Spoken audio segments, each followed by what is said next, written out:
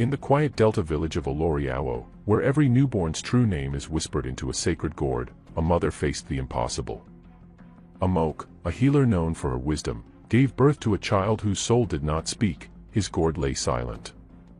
That night, beneath the eerie blood moon, a radiant mermaid rose from the lagoon's depths and claimed the nameless boy.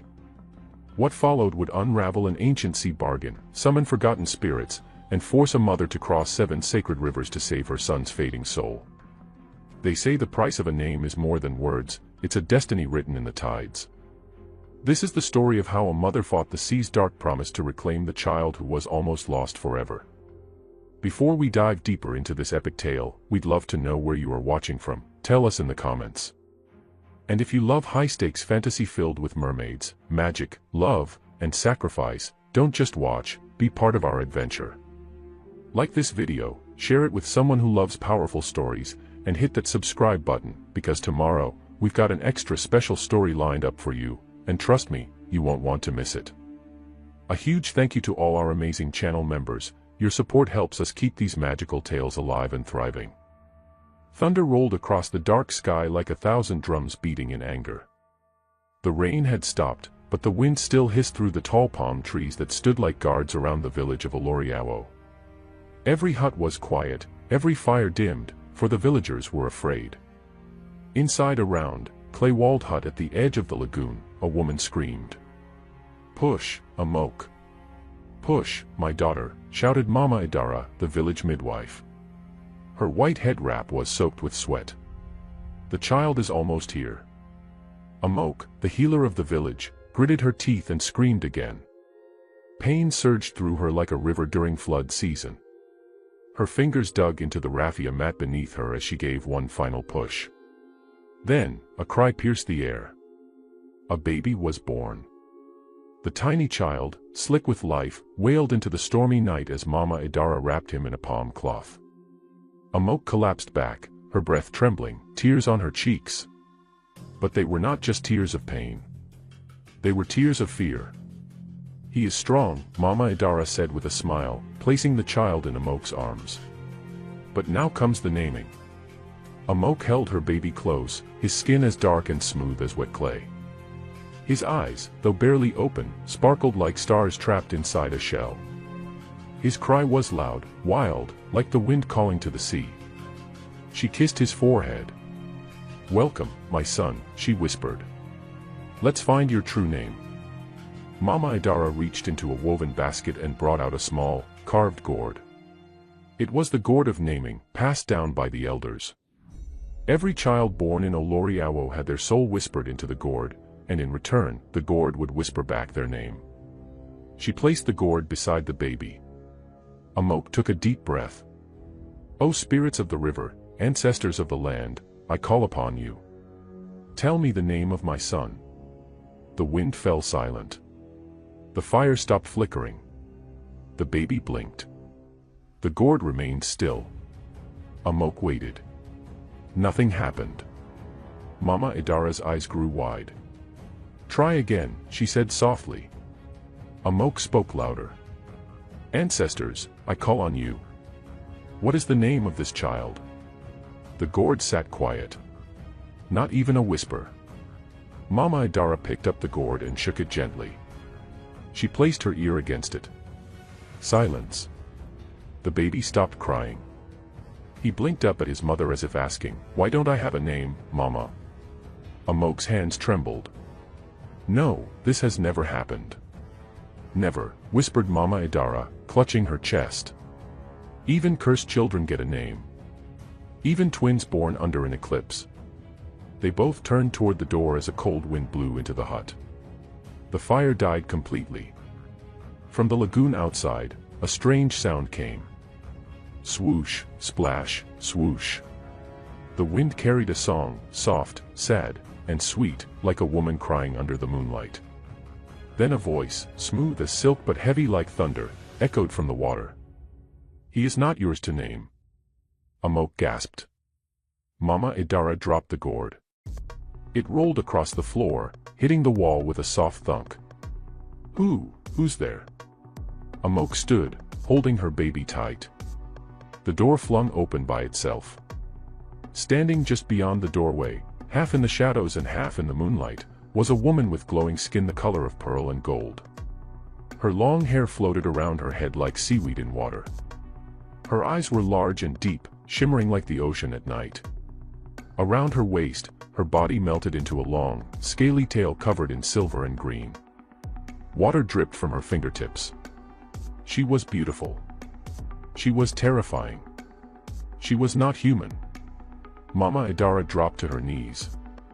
Mermaid. Osupa has returned. Amok's mouth went dry. Osupa, she whispered. The mermaid stepped forward. I am Osupa, daughter of the tides, cursed to wander the waters without rest. Her voice was music and sorrow. And I have come for the child. Amok's heart thundered in her chest. No. You can't take him. Osupa tilted her head. I do not come to take, not yet. But his name was promised to me long ago. Amok looked down at her baby. What do you mean? The mermaid's eyes dimmed like a cloud covering the moon. Years ago, your husband stood at the edge of this very lagoon. You were dying, Amok. The fever had taken your breath. He cried out for help. Amok's eyes filled with tears. She remembered. She had been very sick before. But one night, the fever vanished like smoke. She had lived, but her husband never spoke of how. I answered his cry, Osupa said. And he begged me to save your life. He had nothing to offer me. So, I asked for something else. Amok shook her head. No. He gave me your first child's name, Osupa whispered. For it is through names that spirits breathe. Without a name, a soul drifts and fades. Mama Idara gasped again. The naming ritual must be done before the blood moon sets. Osupa nodded. 3 nights. That is all you have. Amok clutched her baby tight. How can I break the bargain? You must cross 7 sacred rivers, Osupa said. Find the lost truths hidden in each. Only then can the name be reclaimed, or awakened. The wind howled louder. The moon above had turned red. The blood moon has risen, Osupa said. Now your journey begins. Amok fell to her knees. Her baby wriggled in her arms. What if I fail? She whispered. Osupa turned away, her tail brushing across the earth like a whisper. She stepped into the lagoon, where the water embraced her like a lover. Then he will remain nameless, she said, her voice fading. And when the moon disappears, so will he. With that, the mermaid vanished beneath the water. The next morning, a thick mist curled across the village of Oloriawo like a sleeping snake. The lagoon was quiet, the birds had not sung, and even the goats in the pens refused to bleat. The villagers whispered about the red moon, about the silent naming, and about the return of Osupa, the mermaid with eyes like the sea. Inside her hut, Amok packed her satchel with trembling hands. She tied her baby to her back with a thick wrapper. The baby no longer cried. He was quiet now, too quiet. It was as if the weight of his missing name made him tired. You can't go alone, said Mama Idara, standing at the doorway with a walking stick. Her old eyes were worried. The sacred rivers are not for one woman and a child. Amok looked up, her face pale but steady. I must. I am his mother. I will not let him fade. Mama Idara pressed a small gourd into her hand. This holds the tears of wild onions and kola nut. If a spirit tries to trick you, pour this at your feet. The truth will rise with the scent. Amok bowed. Thank you, Mama. She stepped outside, and the mist parted before her like a curtain. The villagers watched from behind doors and thatched windows. Some whispered, some prayed. But no one dared to speak her name aloud. She had become something more than just a healer. She was now the woman chasing a name. The first river was not far. It flowed beyond the forest of Etiojo, where the trees leaned inward like elders in secret conversation. The path was overgrown, wild with vines and red mushrooms shaped like drums. As Amok walked, the air grew cooler, and the baby stirred on her back. Shoo, she whispered. We are close now. Then she heard it. A gentle bubbling, the laughter of water. She stepped through a curtain of vines and stood at the edge of a wide stream, shimmering with colors like melted glass. The water rippled without wind. Beneath the surface, ghostly images danced, shadows of people, faces, and forgotten moments. A carved stone sat at the river's edge. On it was written, "Icon, River of Memory. Step in and remember what you forgot. Speak the truth, or be lost in yesterday." Amok hesitated. Her heart pounded. She looked down at her baby, who stared wide-eyed at the river. She stepped into the stream. The water was warm. It swirled around her ankles like a whisper. As she took another step, a voice rose from the river. "Amok, remember." Suddenly, the world around her shifted. She was no longer in the stream. She stood in a different place, her old compound, many seasons ago. The sun was bright, and laughter filled the air. There she was, younger, sitting beside a mortar, pounding yam while her husband Adipoju played the flute. He looked so alive. So full of joy. And then, she remembered. She had collapsed. Fever had taken her. Her skin had burned, her eyes rolled back.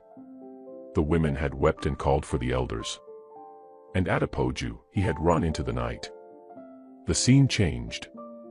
Now she saw him by the lagoon, kneeling by the edge, his clothes wet, his face stained with tears. "Please," he cried into the dark water. "Take anything, just don't take her. Don't let her die." Then Osupa rose from the water, glowing and calm. "I cannot heal her for nothing," she said. "What will you offer?" Adipoju had nothing. No cow. No beads. No gold. Then he whispered, "Take our first child's name." Osupa's eyes widened. "Do you understand what you are giving?" He nodded. "I do." And with that, the deal was made. The vision faded. Amok fell to her knees in the shallow water, gasping. Her heart felt like it had been wrapped in thorns. "I didn't know," she whispered. "He never told me." The river's voice returned. "Now you remember. Will you speak the truth?" Amok stood, her legs shaking. She looked to the sky. "I forgive him," she said. "He did it out of love. But I will finish what he started. I will not let my son fade." The river glowed brighter for a moment, then fell calm. From the middle of the water, a small calabash floated toward her. Inside was a glowing pebble, warm and golden like the morning sun. Amok picked it up. "What is this?" she asked. A whisper rose from the water. "A piece of his name. You will need them all." She placed the pebble in her satchel and stepped out of the water. The river behind her sighed, and the mist returned to cover its path. Her baby let out a soft coo, his first sound in hours. Amok smiled faintly. "One river crossed," she whispered. 6 more to go." The path after Icon River grew darker. Trees twisted above like ancient arms holding secrets. The birds that chirped in the distance seemed to sing in riddles. Amok kept walking, her baby wrapped tight to her back. Every few steps, she touched the warm glowing pebble in her satchel, the first piece of his name. As the sun began to fall, shadows stretched long and thin across the forest floor. The trees parted ahead, revealing a clearing. In the center stood an old shrine, worn by time and rain. Vines choked its walls, and roots curled around its stone like fingers holding secrets. On a crooked wooden sign, faded by years of weather, the words were still barely visible. "Shrine of Arifa, the forgotten Orisha of silence and secrets." Amok's heart skipped. She remembered the tales. Arifa, the Orisha no one prayed to anymore. The one who listened but never spoke. The one whose power was hidden in the things people did not say. She stepped forward, and the air thickened. It felt as if her very breath had turned to smoke. From the shadows behind the shrine, a voice floated out, calm and cold. "You carry silence." Amok turned. A tall figure stepped out, cloaked in cloth the color of dusk. Their face was hidden by a smooth wooden mask with no mouth. "Who are you?" Amok asked. "I am the voice that does not speak. The name that is never written." "I am Arifa," the figure said without moving their lips. The words echoed inside her head, like thoughts that were not her own. Amok's knees trembled, but she stood tall. "Then you know why I've come." "I know," Arifa whispered in her mind. "You seek what was taken before it was given. But nothing given is ever truly lost." "I crossed the river of memory," Amok said. "I saw what my husband did. He gave our child's name to the lagoon. Osupa came. She said I must finish the naming ritual before the blood moon dies." Arifa stepped closer. The mask shimmered. "You saw what was. But do you know what is?" "I know my son has no name," Amok said. "I know his soul is fading." Arifa tilted their head. "Then step into the shrine. If you are not afraid of silence, you may find another peace." Amok hesitated. The shrine pulsed with quiet power. She reached back and touched her son's small hand. It was limp, still too quiet. She stepped inside. The air changed. The walls were lined with broken mirrors. No two reflected the same image. Some showed her younger. Some older. Some showed her holding her baby with a man beside her, but not at a poju. Then the door behind her vanished. She was inside a space that had no floor, no ceiling. Only silence. She could not even hear her own breath. Then voices began whispering. Not outside, but from inside her head. "Why didn't you ask more questions? You loved him more than yourself. You were blind to the cost of your healing. Are you ready to carry more than just his name?" Amok clutched her head. "Enough." She dropped to her knees. "I made mistakes. I trusted too deeply. But I will not run now. I am his mother. If I must walk through fire to name him, I will." The whispers stopped. A soft hum rose, gentle and pure. The mirrors melted. The shrine faded. And Arifa stood before her once again. "You have spoken," the Orisha said. Without a single word. Then a mouth slowly appeared on the smooth mask. "Take this." In Arifa's hand lay another stone, this one deep indigo, glowing like the night sky. Amok reached out with shaking fingers. "What does it mean?" she asked. "This is the second piece," Arifa said. "It holds the sound of the name. The way it echoes in his soul." She placed it beside the golden pebble in her satchel. Arifa turned to go, but Amok called after them. "Why does no one worship you anymore?" The Orisha paused. "Because mortals fear silence more than they fear death." Then, like mist under sunlight, Arifa vanished. The shrine crumbled behind her. And the baby stirred again, this time with a soft gurgle, as if trying to hum a tune. Amok's eyes filled with tears. 2 pieces found. 5 left.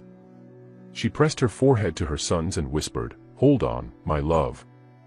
I will find them all." She stood, turned toward the path ahead, and disappeared into the forest once more. The stars blinked like ancient eyes in the sky as Amok entered the forest of many faces. Tall trees with bark like wrinkled skin loomed over her, their branches swaying gently even though there was no wind. Her baby slept quietly on her back, and the 2 glowing pebbles in her satchel pulsed with a gentle warmth, one golden, one indigo. Before her, a twisted arch of vines marked the forest's entrance. In the middle of the arch was a carved mask, half smiling and half frowning.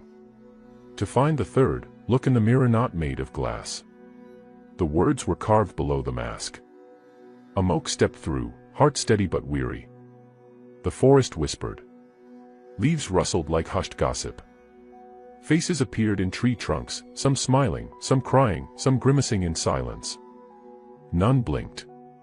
None moved. But she could feel them watching her. With every step, a strange thing happened. The forest changed. One moment, the path was dry and wide. The next, it was narrow and damp, tangled with roots. Then she saw it, a version of herself, dressed in red, walking beside a man who was not Adepoju. Who? Before she could ask, the vision disappeared into mist. Another turn, and she saw herself again, this time standing tall, crowned, wrapped in gold cloth, her child on a throne beside her. She gasped. The trees laughed. Not cruelly, but softly, like amused elders watching a child learn to walk. Then the forest spoke, not in words, but in feelings. It reached into her thoughts and stirred her memories.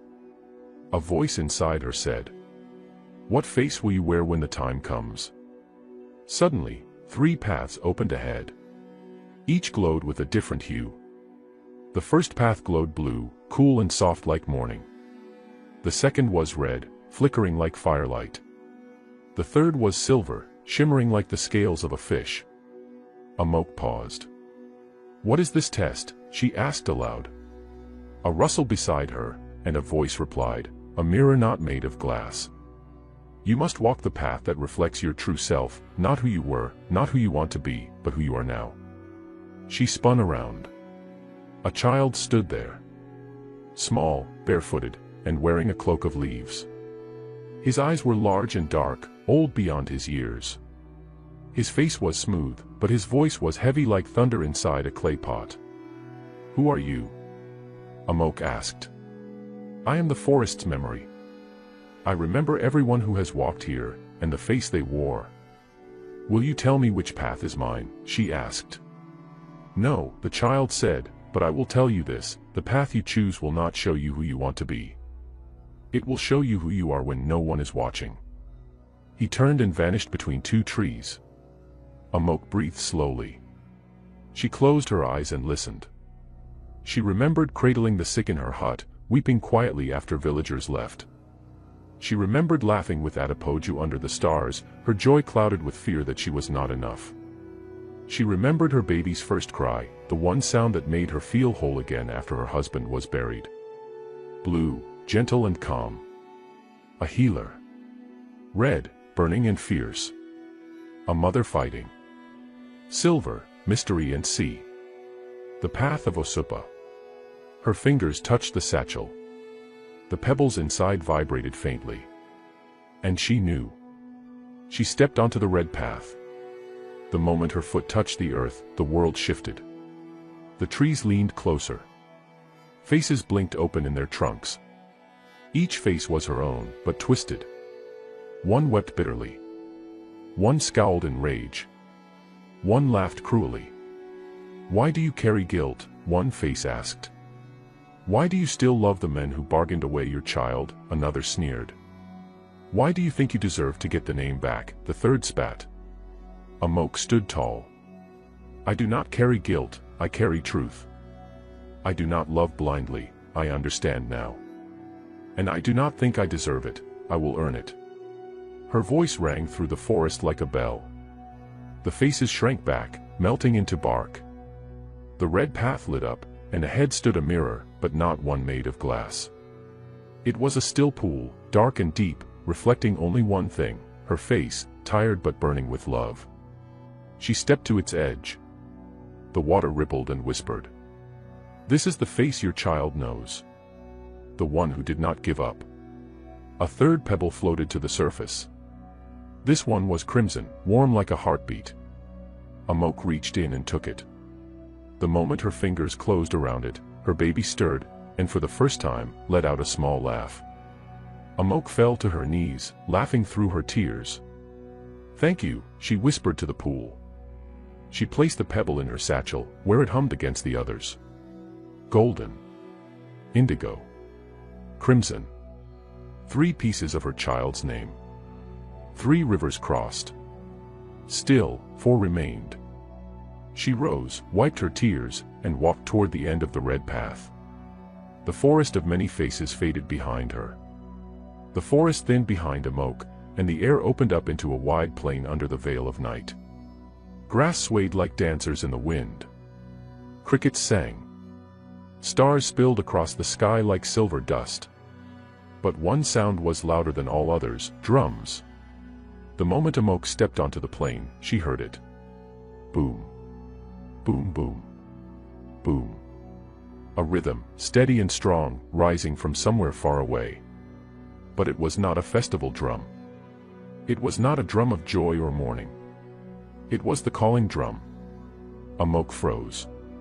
She had heard stories as a girl, of a sacred hill where the drums called out to souls wandering too far from home. They said if you followed the rhythm, you would either find what you had lost, or lose yourself forever. Her child shifted on her back and let out a soft sound, almost like a sigh. The 3 pebbles in her satchel glowed faintly, as if in warning. Still, the drums pounded. Boom. Boom boom. Boom. Each beat pulled at her chest. Not her ears, her heart. She looked down the path. There, at the end of the grassland, rose a black hill, shaped like a drum itself. Shadows circled its top, and firelight flickered in the sky above. She had no choice. She walked. The path curved like a snake. With each step, the air grew warmer. The drums louder. Her legs heavier. Around her, whispers floated. Come closer, Amok. You who seeks a name, what did you give up to become a mother? Do you remember who you were before he loved you? Amok pressed forward, teeth clenched. Her baby slept soundly, but she could feel heat coming off his skin. He was burning, not with fever, but with something older, deeper. A power inside him stirring. The firelight grew brighter. Finally, she reached the top of the hill. And there they stood, 7 drummers, arranged in a wide circle. None looked human. Each had animal features, one with the head of a ram, one with the body of a lion, another with feathers for arms. Their drums were carved from stone and bone, glowing with ancient symbols. At the center of their circle was a fire, and in it danced a figure, a woman, cloaked in red and gold, her hair made of braided flame, her eyes like coals. She turned. "Welcome, daughter of dust," she said. Her voice crackled like dry leaves. "Who are you?" Amok asked, stepping closer. "I am Asakanmi, the keeper of the lost beats. I gather the stories that were forgotten, the songs never sung, the names never spoken. You have come for the 4th piece." Amok's heart skipped. "Yes." Asakanmi's eyes glowed brighter. "Then answer me this. Who were you before you were a healer, a wife, a mother?" Amok hesitated. She opened her mouth, but no words came. Asakanmi clapped her hands once. The drummers began a new rhythm, slower, deeper, mournful. Boom, boom, boom. The hill spun. Suddenly, Amok saw herself as a child. Sitting alone by the river, watching tadpoles swim. Laughing. Dreaming of flying. Long before healing. Long before Adipoju. Long before grief. Then another vision, Amok as a young girl, being told to quiet her dreams. To learn the herbs. To be useful. Another, Amok the apprentice, learning to stitch wounds, to crush roots, to listen but never speak too much. Then, Amok the widow. Carrying sorrow like a second skin. Healing others while she broke inside. "I," she whispered. Asakanmi stepped closer. "Say it. Who were you?" "I was," Amok's voice cracked. "I was a girl who dreamed of becoming a singer. I wanted to tell stories with drums and voices. I wanted to dance. I wanted to be seen." Tears rolled down her cheeks. "I gave all that up. For healing. For love. For him. For my child."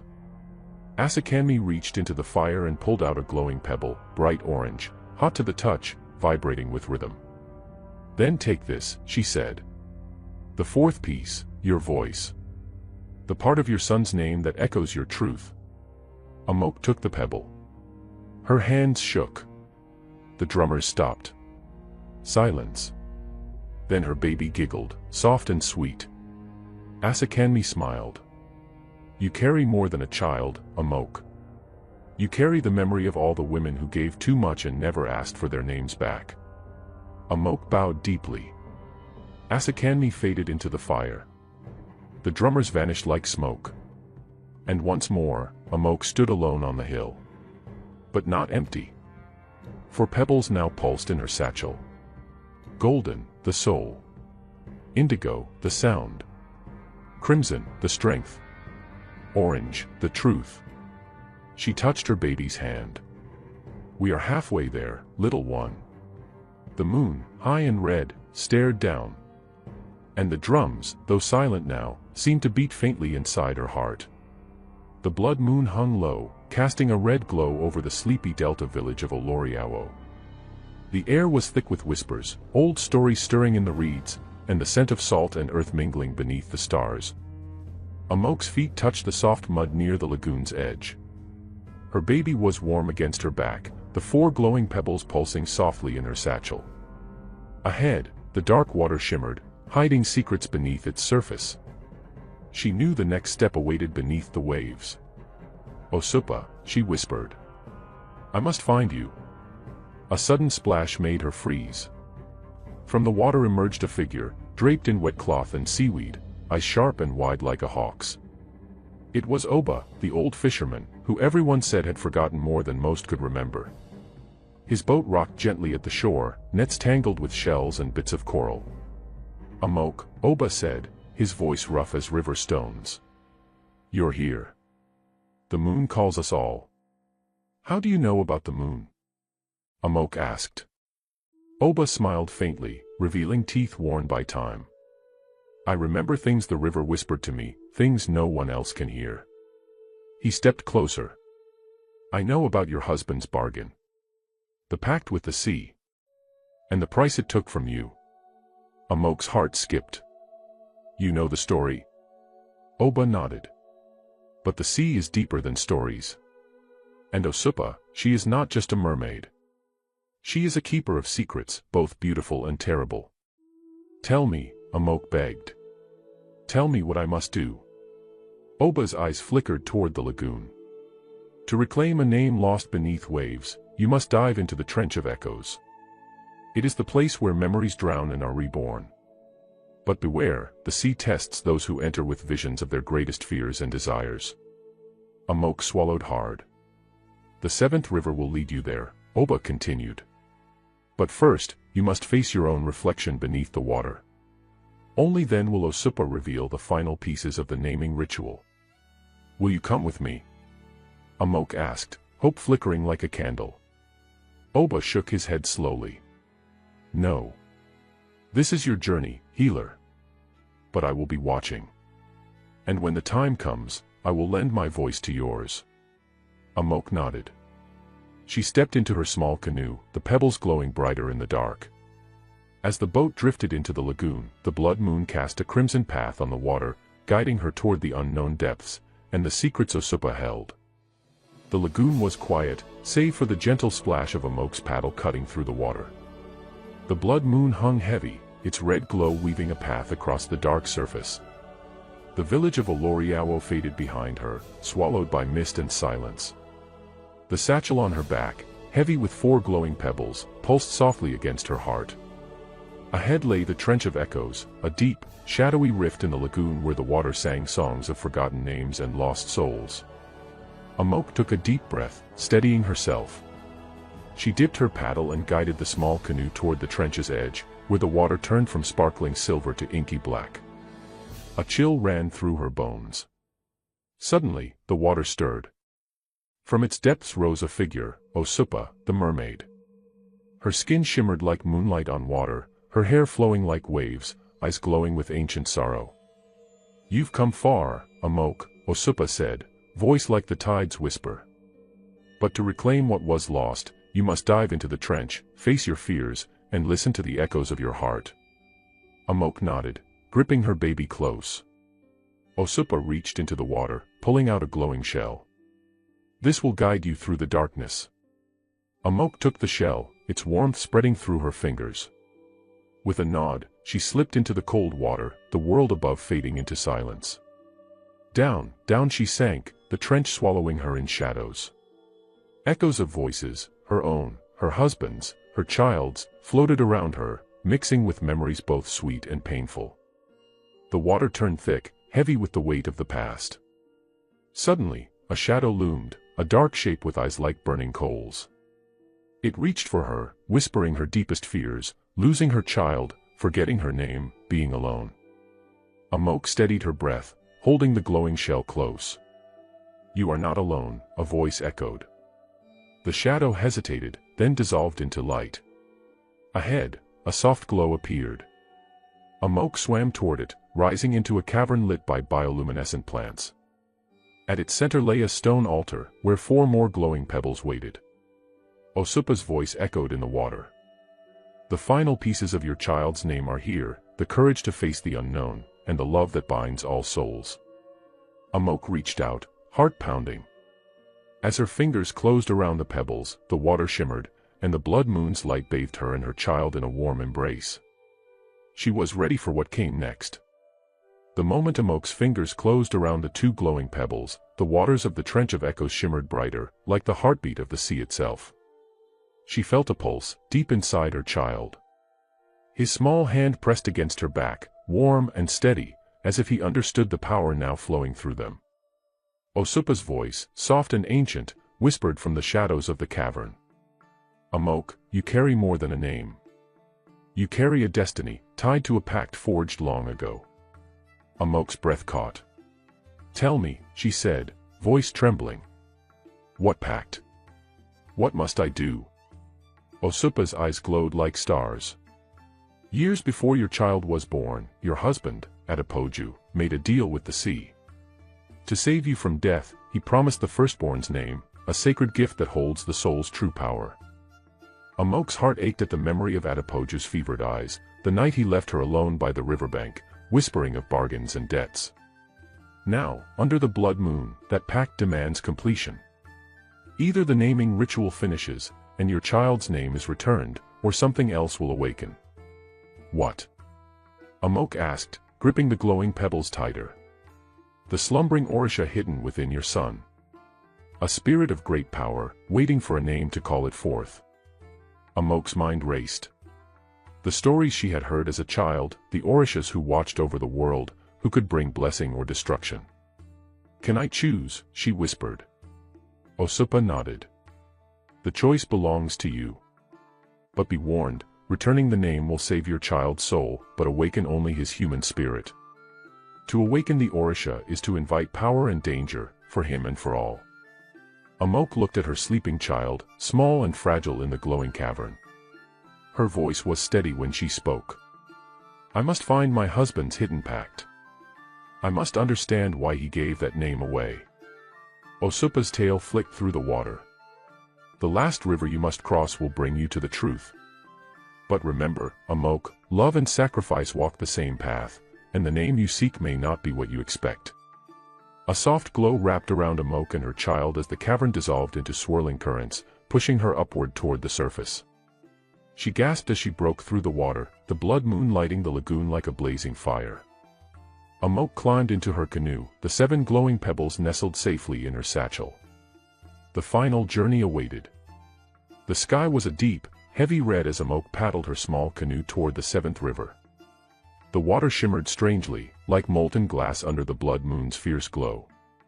This was the River of Secrets, the final barrier standing between her and the truth. Behind her, the lagoon's gentle waves whispered goodbyes. Ahead, the river's surface was still and dark, hiding its depths like a silent promise. Amok's fingers tightened around the satchel holding the 7 glowing pebbles. Each one pulsed with power, the soul, the sound, the strength, the truth, the voice, the courage, and now this last one, the secret. As the canoe slipped onto the river, the air changed. It grew heavy, thick with memories and whispers no one dared speak aloud. The river seemed alive, watching, waiting. Suddenly, a voice echoed through the mist. "Amok. Amok." She froze. "Who's there?" she called out. A figure emerged from the shadows on the riverbank, tall and cloaked in blue, with eyes that sparkled like the stars hidden behind the thick mist. "I am Ifa, keeper of the river's secrets," the figure said, stepping forward. You seek the truth hidden by your husband, but are you ready to face it? Amok's heart hammered. I must. For my son. Ifa's smile was gentle but firm. Then listen well. He gestured toward the river. Long ago, your husband made a pact, not only with the sea, but with the spirits of the river. To save you, he gave away your child's name, but also bound a secret in its place. Amok's breath caught. What secret? Ifa's eyes darkened. That your son is not just a child, but the resting place of a slumbering Orisha, a powerful spirit that your husband hoped to hide from the world. Amok's mind reeled. Why? Why hide him? Because the Orisha's awakening could bring great change, or great destruction. Your husband feared the power, feared what it might do to the world he loved. The river's waters swirled, revealing visions, flashes of Adipoju, young and determined, making his bargain under the moonlight, the sacred scroll he hid deep within the forest, and the moment your son was born, a light shining in his eyes. Ifa's voice softened. To reclaim your son's name, you must find the scroll, unbind the secret, and choose whether to wake the Orisha or keep him safe as a child. Amok looked at her sleeping baby, warmth and fear mingling in her heart. I will find the scroll, she said, steady and sure. Ifa nodded. Then the river will show you the way. The mist thickened, and the canoe drifted onward, guided by unseen hands. The journey to the hidden pact, and the choice that would shape all their fates, had begun. The mist from the river of secrets clung to Amok's skin as she stepped ashore, the glowing pebbles in her satchel humming softly like a heartbeat. Before her stretched the forest of shadows, an ancient place whispered about in Oloriawo. The trees stood tall and tangled, their branches like twisted fingers reaching toward the sky, blocking out much of the blood moon's red light. Legend said the forest held forgotten truths and the spirits of the past, but few dared to enter, especially under the blood moon. Amok swallowed her fear and tightened the strap of her satchel. Her baby stirred quietly against her back, wrapped in soft cloth. This scroll, she whispered, it holds the key. The air was heavy with silence, broken only by the rustle of leaves and the distant call of a night bird. As she stepped deeper into the forest, shadows seemed to shift around her, dancing at the edge of her vision. Suddenly, a voice called out, soft and melodic. Who walks the path of forgotten names? Amok stopped. From behind a great Irako tree stepped a woman cloaked in shimmering silver light. Her eyes were deep pools of wisdom, and her smile was both kind and mysterious. I am Ayabo, guardian of the forest of shadows, she said. Many come seeking what is lost, but few find the courage to face the forest's trials. Amok bowed her head respectfully. I seek the scroll hidden by my husband. It contains the secret of my son's name. Ayabo nodded slowly. Then you must face the forest's test. Only those who confront their deepest fears can unlock the secrets hidden here. A path of glowing stones appeared, winding deeper into the darkness. Follow this path, Ayabo instructed. But beware, the forest will show you visions of the past, and you must not be swayed by regret or sorrow. Amok took a deep breath and stepped onto the path. The trees seemed to lean closer, their whispers growing louder.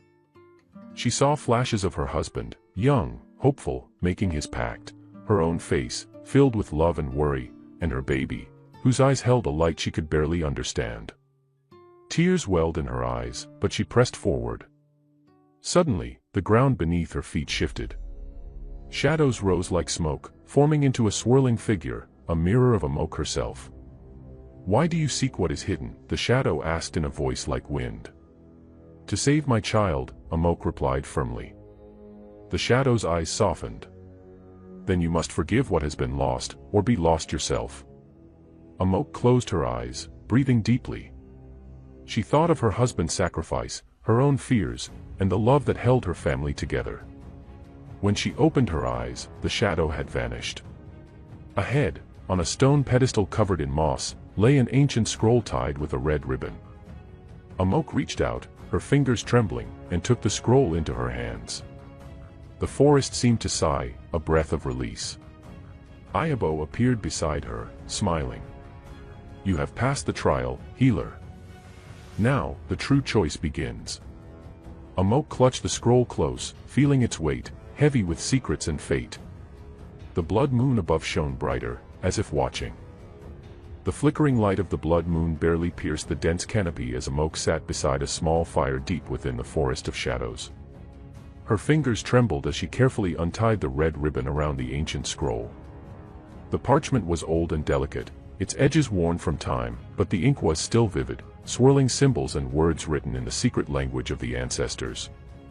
Her baby stirred in the sling on her back, and Amok gently soothed him with a soft hum, the sound blending with the crackling fire.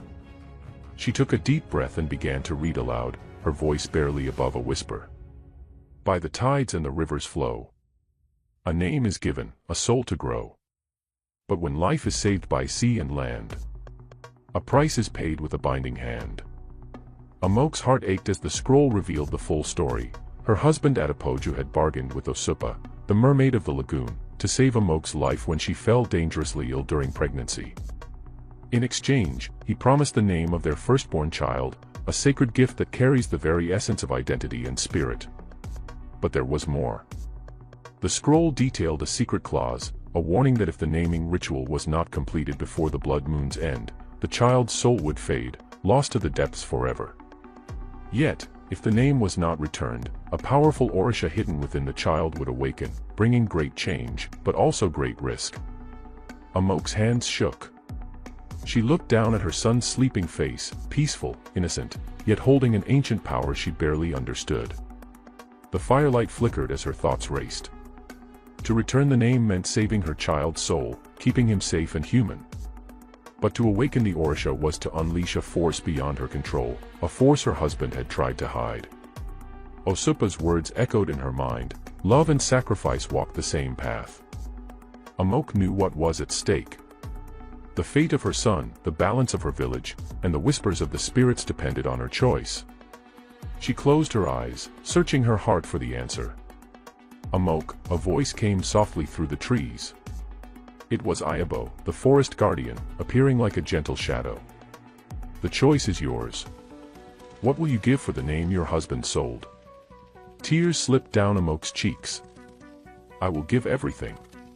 My love. My courage. My soul, if I must.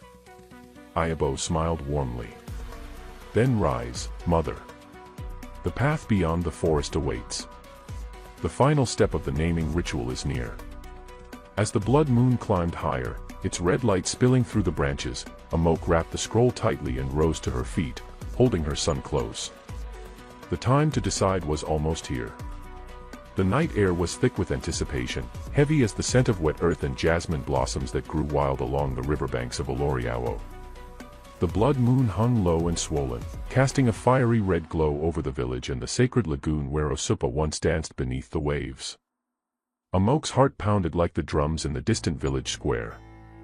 With the ancient scroll pressed close to her chest and her baby cradled gently in her arms, she made her way toward the clearing where the naming ritual was to take place. The villagers, wrapped in colorful cloths and beads, gathered silently in a circle, their faces painted with white ash and red ochre, eyes shining with hope and fear. The elders stood tall, their voices ready to chant the sacred songs that had been passed down through countless generations. Amok stepped into the circle, feeling the weight of every gaze upon her. The glowing pebbles nestled in her satchel seemed to hum softly, as if alive.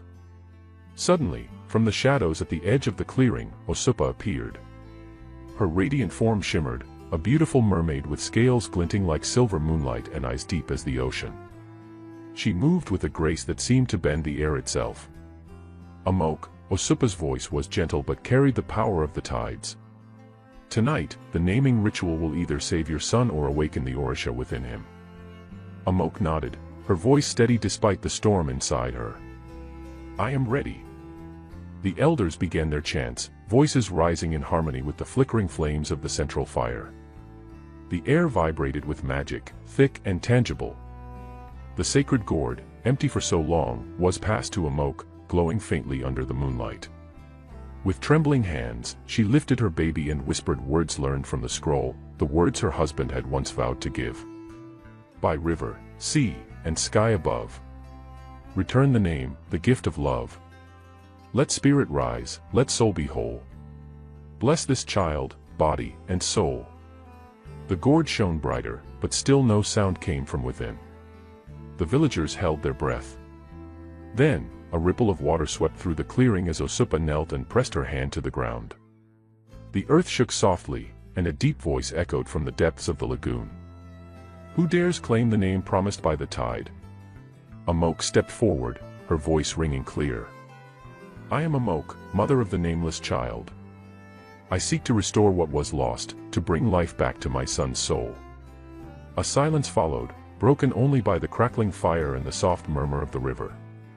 Suddenly, the gourd pulsed violently, and a soft glow burst forth, swirling like mist around the child's tiny form.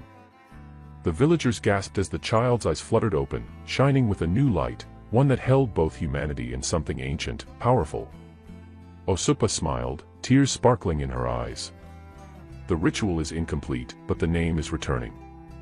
Amok's heart soared with hope, but deep inside, a shadow stirred. The Orisha within the child was awakening. The final choice was no longer just about a name, it was about the future of all Oloriawo. The air in the clearing was thick with awe and tension as Amok's baby opened his eyes fully, revealing irises that shimmered like molten gold. The villagers stepped back, whispers rippling like waves through the crowd. Osupa knelt beside Amok, her expression both gentle and grave. "The child carries the spirit of the Orisha within him. The sacred power your husband feared." Amok looked down at her son, feeling warmth and a strange energy radiate from him. His tiny hands twitched, and a soft light glowed faintly beneath his skin. Suddenly, the winds picked up, swirling leaves and petals around the clearing. The flames of the fire leapt higher, casting flickering shadows on the faces of the villagers. From the shadows at the edge of the clearing, a low, deep voice spoke, like the rumble of thunder beneath the earth. "He who carries the Orisha's spirit must choose his path. Will he bring peace or storm?" Amok's heart pounded fiercely. She knew the moment had come, her son's spirit was awakening, and with it, his destiny. She felt Osupa's hand gently on her shoulder. "You must guide him, Amok. The path ahead will not be easy." Amok nodded, determination shining in her eyes. "I will protect him, no matter the cost." The villagers gathered closer, their chants resuming softly as the blood moon continued to glow above, a silent witness to the birth of a new legend. The night after the naming ritual, the village of Oloriawo was restless.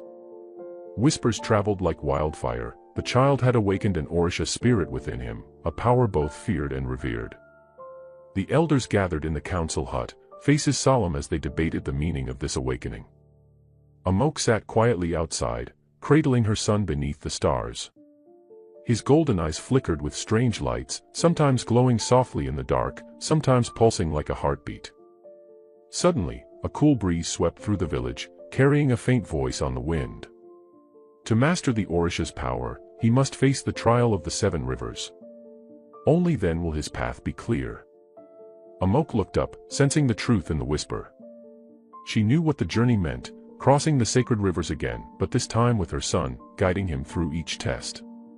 Each river would reveal a part of the child's spirit, a truth about himself and the world. Determined, she prepared for the journey at dawn, gathering herbs, charms, and the glowing pebbles that had guided her before. The villagers offered blessings and prayers, their hope and fear mingling in the cool morning air. As the first light of day touched the horizon, Amok stood at the edge of the first river with her son swaddled close. The water shimmered like glass, reflecting the sky's soft colors. Her voice was steady as she spoke, "Come, my son. The trial begins. Together, we will face what lies ahead." The river's current whispered secrets as they stepped into the water, and the adventure to unlock the Orisha's destiny truly began.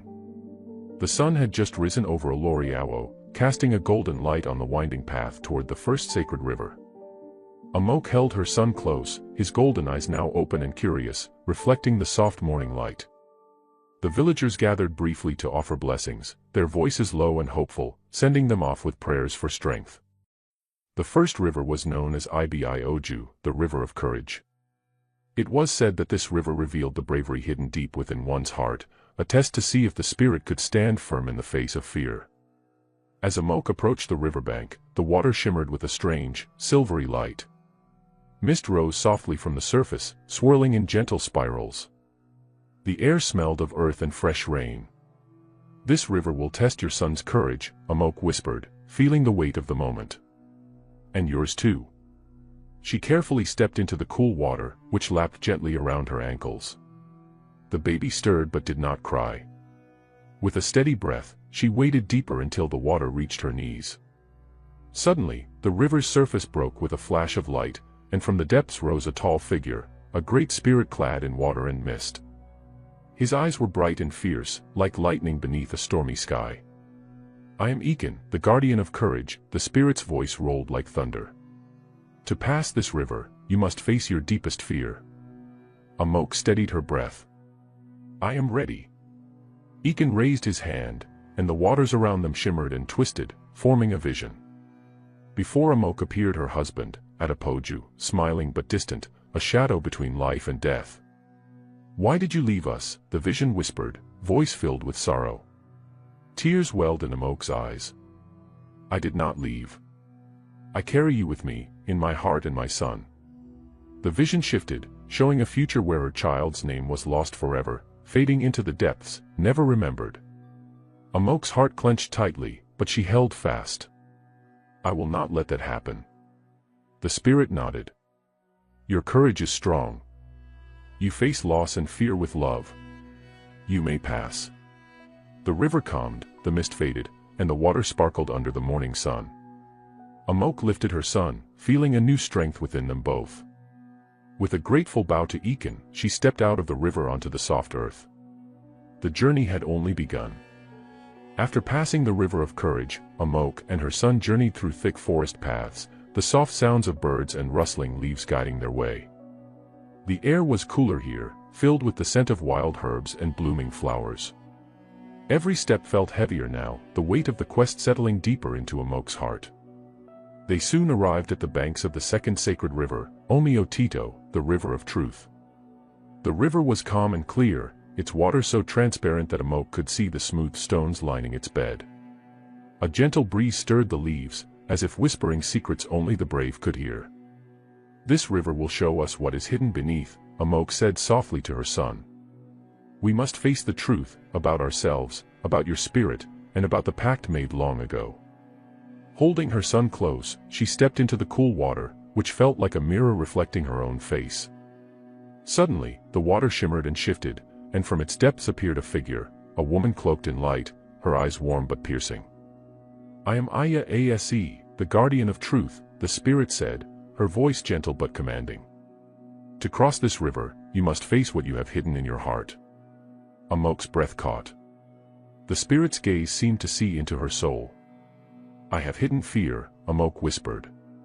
"Fear of losing my son, fear of what his power might mean for our village, fear of the unknown." Aya Ase smiled kindly. "Truth brings freedom, Amok. Only when you accept your fears can you move forward." The water rippled, and images appeared, memories of Amok's husband, the pact he made, the promises and secrets buried beneath years of silence. Amok saw her husband's face, torn between love and sacrifice. She saw the weight he carried, the choices he made to protect his family. Tears streamed down Amok's cheeks, but with them came understanding. "I accept the truth," she said firmly. "Not just the pain, but the love behind it." The spirit nodded, and the river's waters glowed softly. The mist lifted, and the path ahead became clear. "You have passed the river of truth. Continue with open heart, and your son's spirit will grow." Amok stepped from the riverbank, stronger than before, ready for the trials yet to come. After the river of truth, the path grew steeper, winding through tall trees whose leaves whispered ancient songs in the breeze. Amok's feet pressed softly against the earth as she carried her son, feeling his warmth against her chest, a small, steady heartbeat amid the vast forest. Ahead, the third sacred river awaited, Omi-Oi, the River of Wisdom. The river's surface glimmered like polished glass, reflecting the golden light of the sun filtering through the canopy. "This river," Amok whispered to her son, "will teach us to see beyond what eyes can see. Wisdom is not just knowledge but understanding, knowing when to listen and when to act." She approached the bank and gently set her son down on a large, smooth stone. The baby's golden eyes met hers, glowing faintly, as if sensing the power around them. Suddenly, the waters stirred, and a figure emerged, an old man with eyes as deep as the river itself, his hair and beard flowing like currents. "I am Baba Emoli, guardian of wisdom," the spirit said, his voice soft yet firm. "To pass, you must answer a riddle, and show the heart that listens." Amok nodded, ready. Baba Emoli smiled kindly and asked, "What is the thing that is neither seen nor heard, yet guides all who seek their path?" Amok thought deeply, recalling the lessons she had learned: love, courage, truth. She looked at her son and whispered, "The heart. The heart that listens." Baba Emoli's eyes sparkled with approval. "You understand. Wisdom is the quiet voice inside, guiding us through darkness and light." The river glowed warmly, the waters parting to reveal a path forward. Amok picked up her son, feeling a new sense of calm and clarity. "Come, my child. We walk the path of wisdom now." The journey was far from over, but with each step, the bond between mother and son grew stronger, and the spirit within the child shimmered brighter. The forest around Oloriawo seemed to hold its breath as Amok and her son journeyed on. Leaves rustled softly overhead, and birds sang songs that echoed the old stories told by elders on quiet nights. Ahead lay the fourth sacred river, Omi-Iten, the river of memory. Its waters sparkled with the colors of dusk, shimmering with gold, purple, and deep blue hues that seemed to shift with every ripple. As Amok approached the riverbank, she felt a chill run through her spine, not from cold, but from the weight of what memories might rise from its depths. She knelt down and gently set her son on a moss-covered rock, watching as he gazed curiously at the river's surface. Suddenly, the water began to swirl, and a figure emerged, an ancient woman with eyes full of stories, her hair like silver threads flowing in the current. "I am Mama Iten, guardian of memory," the spirit said softly. "To cross this river, you must remember." Amok's breath caught. "Remember what?" she asked. "Remember your past," Mama Iten said, "the forgotten moments, the lost voices, the dreams buried beneath time." Images shimmered in the water, scenes from Amok's childhood, laughter with her parents, the day she met Adipoju, the joyous wedding, and the quiet sorrow when he passed. Tears filled Amok's eyes as memories flooded her heart, both sweet and painful. "But why must I remember?" Amok whispered. "Because memory is the bridge between who we were and who we are," Mama Iten replied. "Your son's spirit holds these memories too. To protect him, you must carry them with you." Amok closed her eyes, letting the memories wash over her, feeling the love and loss that shaped her. When she opened them, the river's waters had calmed, glowing softly under the rising sun. "You have passed the river of memory," Mama Iten said kindly. "Carry your past with honor, and your path will be clear." Amok lifted her son, a new strength rising within her. Together, they stepped forward, ready to face the next challenge. The path to the fifth sacred river was shadowed and quiet. The sun dipped low, and the trees seemed to lean closer, their branches twisting like reaching hands. Amok held her son close as they neared Omi-Ibo, the river of shadows. This river was feared by many, for it revealed the fears and doubts hidden deep within one's soul. The villagers often spoke of travelers who never returned after facing this river.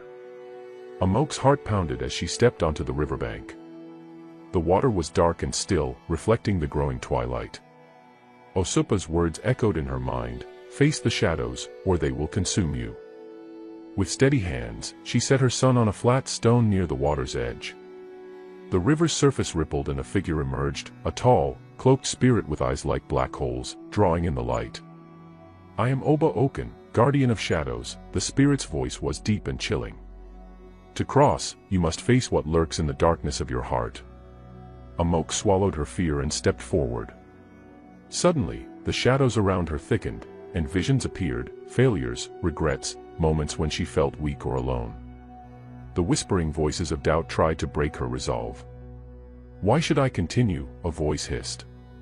"You cannot save your son. The pact cannot be undone." Amok's breath faltered, her legs trembling. But then, a soft light glowed from her son's chest. His golden eyes shone brighter, and warmth spread through Amok's heart. "No," she said firmly, voice steady. I will fight. For him.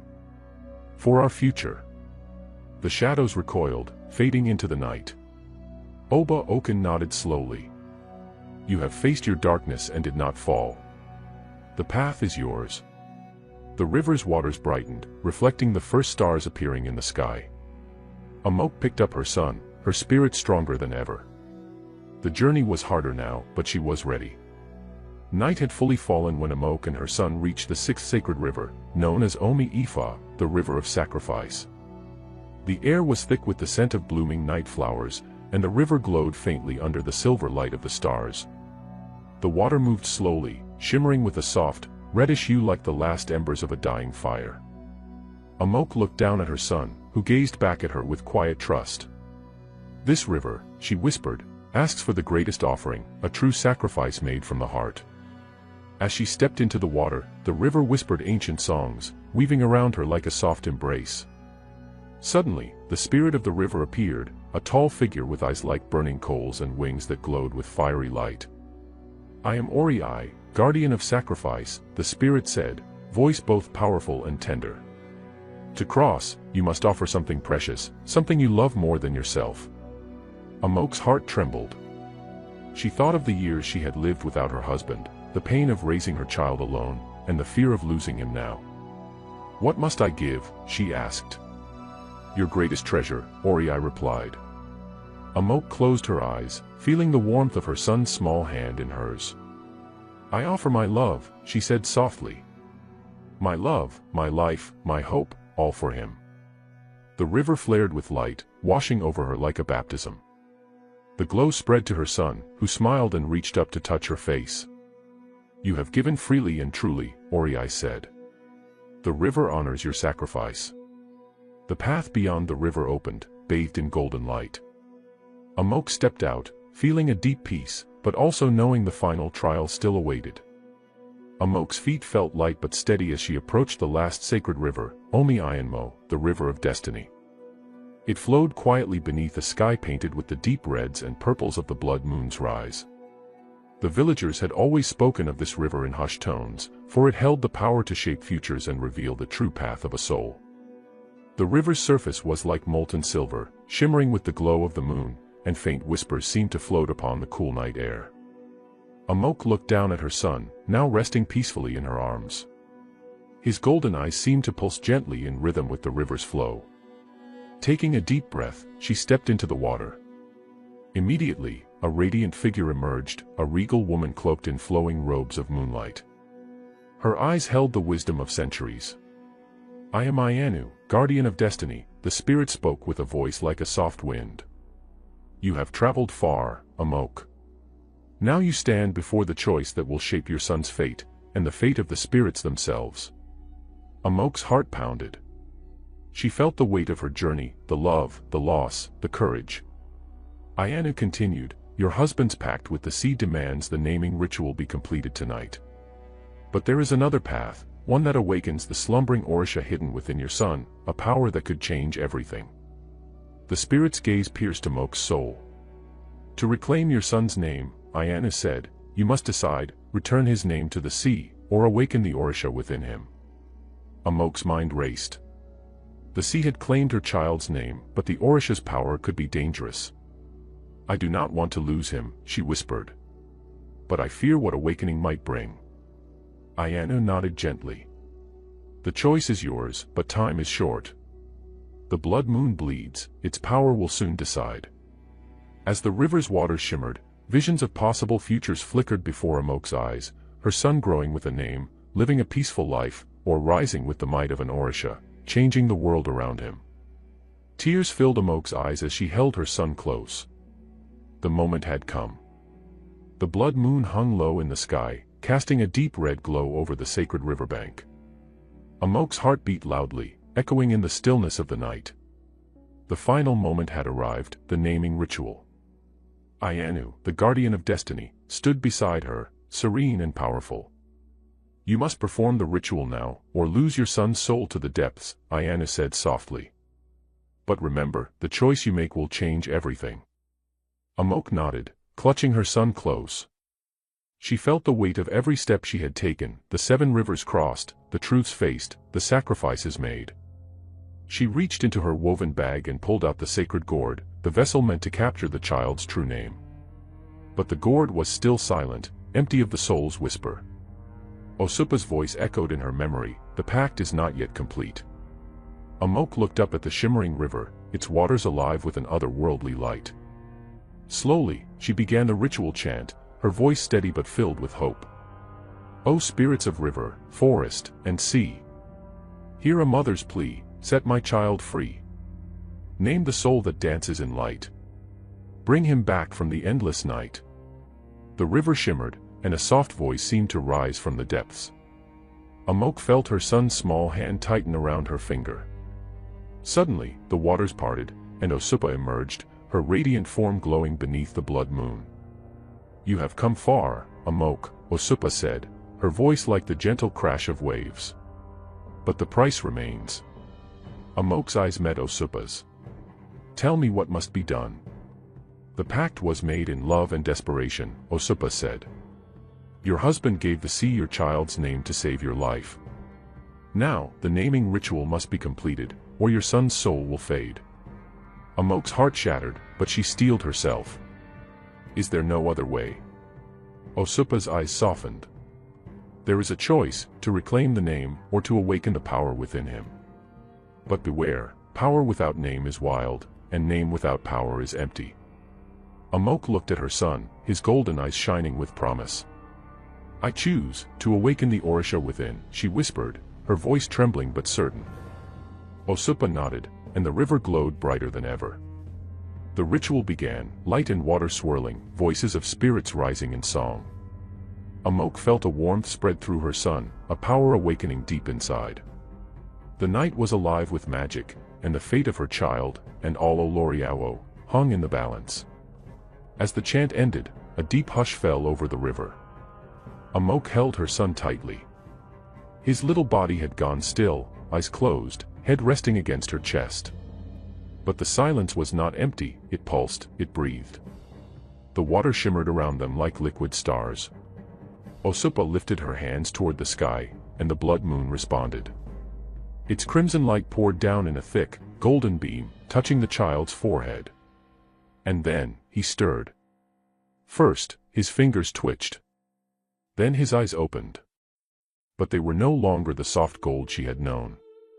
They glowed with radiant silver fire. A warm wind rushed through the trees, lifting the leaves into a swirling dance. The earth trembled softly, and even the stars above seemed to pause. "His spirit is waking," whispered Osupa, awe in her voice. "The Orisha within him has heard your call." From the river rose ancient whispers, as though the waters remembered his name even when the gourd could not. Amok backed away a little, afraid and amazed all at once. The boy stood, on his own. He looked up at her. "Mama," he said. Her breath caught. It was the first word he had ever spoken. Tears streamed down her face. "Yes, my child. I'm here." The light from his body grew brighter, and shadows rushed from the forest, retreating like frightened birds. Every leaf turned toward him, and the wind spoke his name, not aloud, but in the hearts of all who listened. Ire. The name swept over the riverbank like thunder wrapped in honey. It rang through Amok's bones. Osupa closed her eyes, letting the sound wash over her. "Ire," Amok repeated, her voice soft with wonder. "That is your name." And with the name came power. A pulse of energy radiated from him. The river lit up like 1,000 suns, water sparkling high into the air. Flowers bloomed out of season along the banks.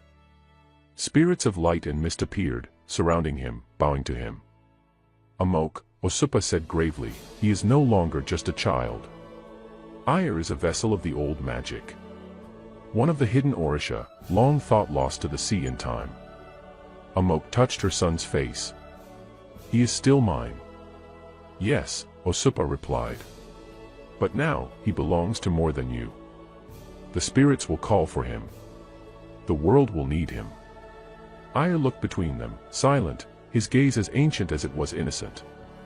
The ground beneath them calmed. The glow faded slightly. But something had changed forever. You must protect him, Osupa said. Until he learns what he is meant to do. Amok wrapped her arms around him. Then I will.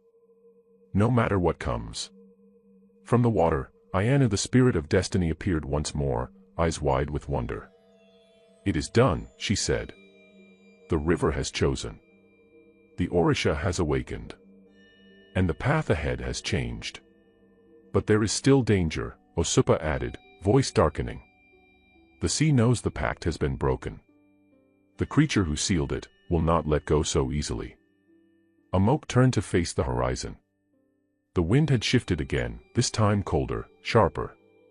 She held Ire closer. I'm not afraid, she said. Not anymore. The final trial had ended, but the true journey had just begun. The night air thickened. The blood moon still hovered high, but its once gentle light had turned a deeper red, casting long, sharp shadows across the land. The river of destiny, once calm and glistening, now rippled with unease. Amok held Ire close to her chest. Though the boy's silver eyes had dimmed slightly, their glow had not disappeared. He was quiet again, as though storing something vast and powerful inside. Beside them, Osupa stiffened. Her eyes scanned the horizon. It's coming, she said. The one who guards the price of broken pacts. The creature of the deep. Ayanu stepped forward, her flowing robe catching the wind. You must prepare, Amok.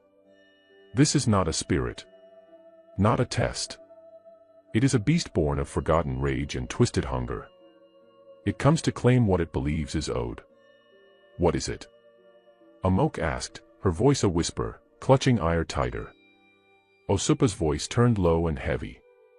It is called Abijide, the Oath Eater.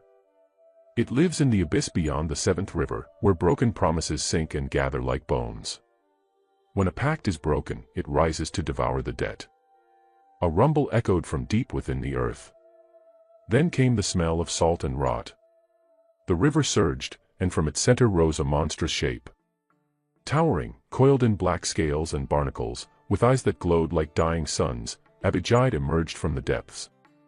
Its voice was not sound, but a vibration in the bones. Who dares steal from the sea? Amok stood, shielding Ire with her body. I am his mother. I chose to awaken the Orisha within him. He is not yours. The creature's head turned, studying her. Its eyes narrowed into slits. A name promised cannot be unpromised. The blood pact was sealed. I smell it on the child. Osupa stepped forward, waves coiling around her feet. She has passed the sacred rivers. She has faced the Orishas. Destiny has spoken. Ire is named. He is awakened. You have no claim. Abijide hissed, steam bursting from its gills. The sea cares not for awakening. It cares only for the oath. Then it lunged. Water exploded into the air as its massive coils struck the ground, sending trees flying like twigs. Amok stumbled, falling to her knees. She shielded Ire, who opened his glowing eyes again, not with fear, but with clarity. I will not let you take my son. Amok screamed. She raised both hands, her fingers bleeding from where she had clutched the thorned roots of past rivers. She called upon every spirit she had met, every lesson she had learned. The air shimmered with ancestral power. Osupa called the waves, rising them like a shield. Ayanu drew a line in the ground with her toe, and the soil glowed white. But Abijide would not be stopped. It roared and coiled, darkness spilling from its mouth like tar. Just as its jaws opened wide over them, Ire stood on his own. He lifted his small hands, and the silver light returned, brighter than ever. I am Ire, child of name and soul. I am no one's debt. The light from him expanded, striking the creature in the chest. Abijide howled, recoiling as steam burst from its flesh. It thrashed wildly, sending water and dirt flying in every direction, but it could not step forward. Ire's voice rang again, not like a child's, but like an echo of thunder. You are forgotten. I do not fear you. Return to your pit. Abigail's coils trembled. Its body shrank and shriveled, its scales falling like ash. It let out one final screech and collapsed into the river, its massive form dissolving into mist. Silence returned. Amok crawled forward, wrapping her arms around Ire. She buried her face into his shoulder and wept. Osupa and Ayanu watched quietly, awe on their faces. "You have done what none have done," Ayanu said softly. "You did not just name your child, you freed him." Ire looked up at his mother. "You're safe now, Mama," he whispered. "Yes," Amok said, holding him tighter. "Because of you." The river stilled. The stars returned. And somewhere far beneath the waves, the sea itself stirred. By dawn, the river had settled. The last mist of Abigail's shadow had faded into silence, and the stars had tucked themselves away behind the growing light. Amok sat on the riverbank with Ire sleeping softly in her lap. He was warm, his breath steady. The silver glow that had shielded them was gone now, replaced by the softness of a child at peace. His skin glistened with the blessing of 7 sacred rivers, and his name, his true name, rested on every breeze. Osupa sat beside them, half submerged in the gentle current. Her hair, still crowned with coral and pearls, drifted like silk behind her. "The blood pact is broken," she said, her eyes watching the horizon. "But the sea never forgets." "I don't care," Amok replied, her voice quiet but firm. "I have my son. I have his name. That is all I need." Ayanu stood a short distance away, whispering to the wind, sending word to the river spirits and ancestors. Amok looked down at Ire's face. For the first time since his birth, he slept like a child, no longer haunted by silence. His lips moved softly, whispering dreams, and every now and then, a faint shimmer of light would pulse gently from his chest. "What will become of him?" Amok asked. "He is a bridge now," Osupa replied. "Between the old and the new. Between gods and men. Between name and nameless. But he's only a child." "Yes. And that is why you must return home." Amok blinked. "Home. To Oloriawo," Osupa nodded. "The village must know what has passed. They must know that the gourd was not broken, only delayed. His naming was not forgotten, but tested." Amok hesitated. So much had changed. The healer who once lived in Oloriawo, quiet and cautious, was no longer the woman sitting beside a river that had whispered secrets of ancient gods.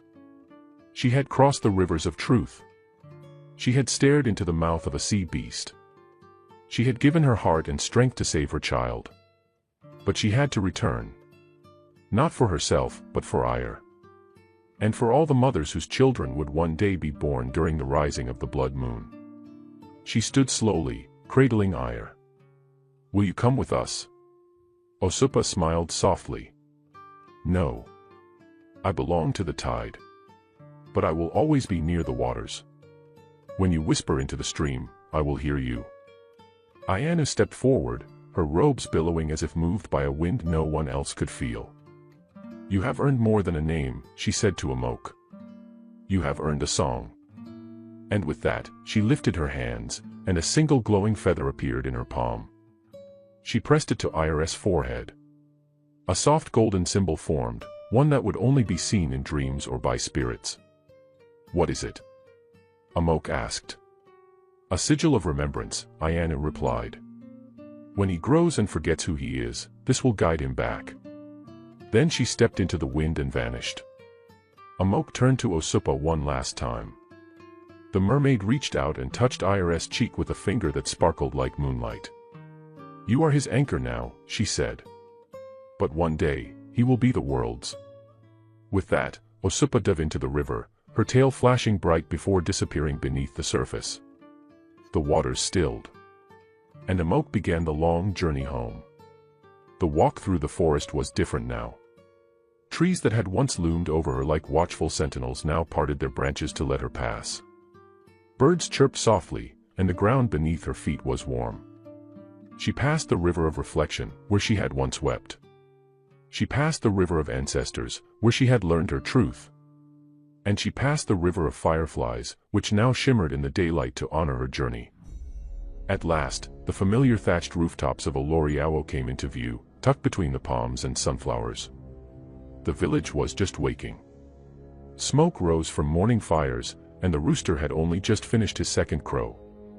Amok paused on the hill above the village, her heart pounding. Would they accept Ire now? Would they understand? As she stepped into the village, silence fell.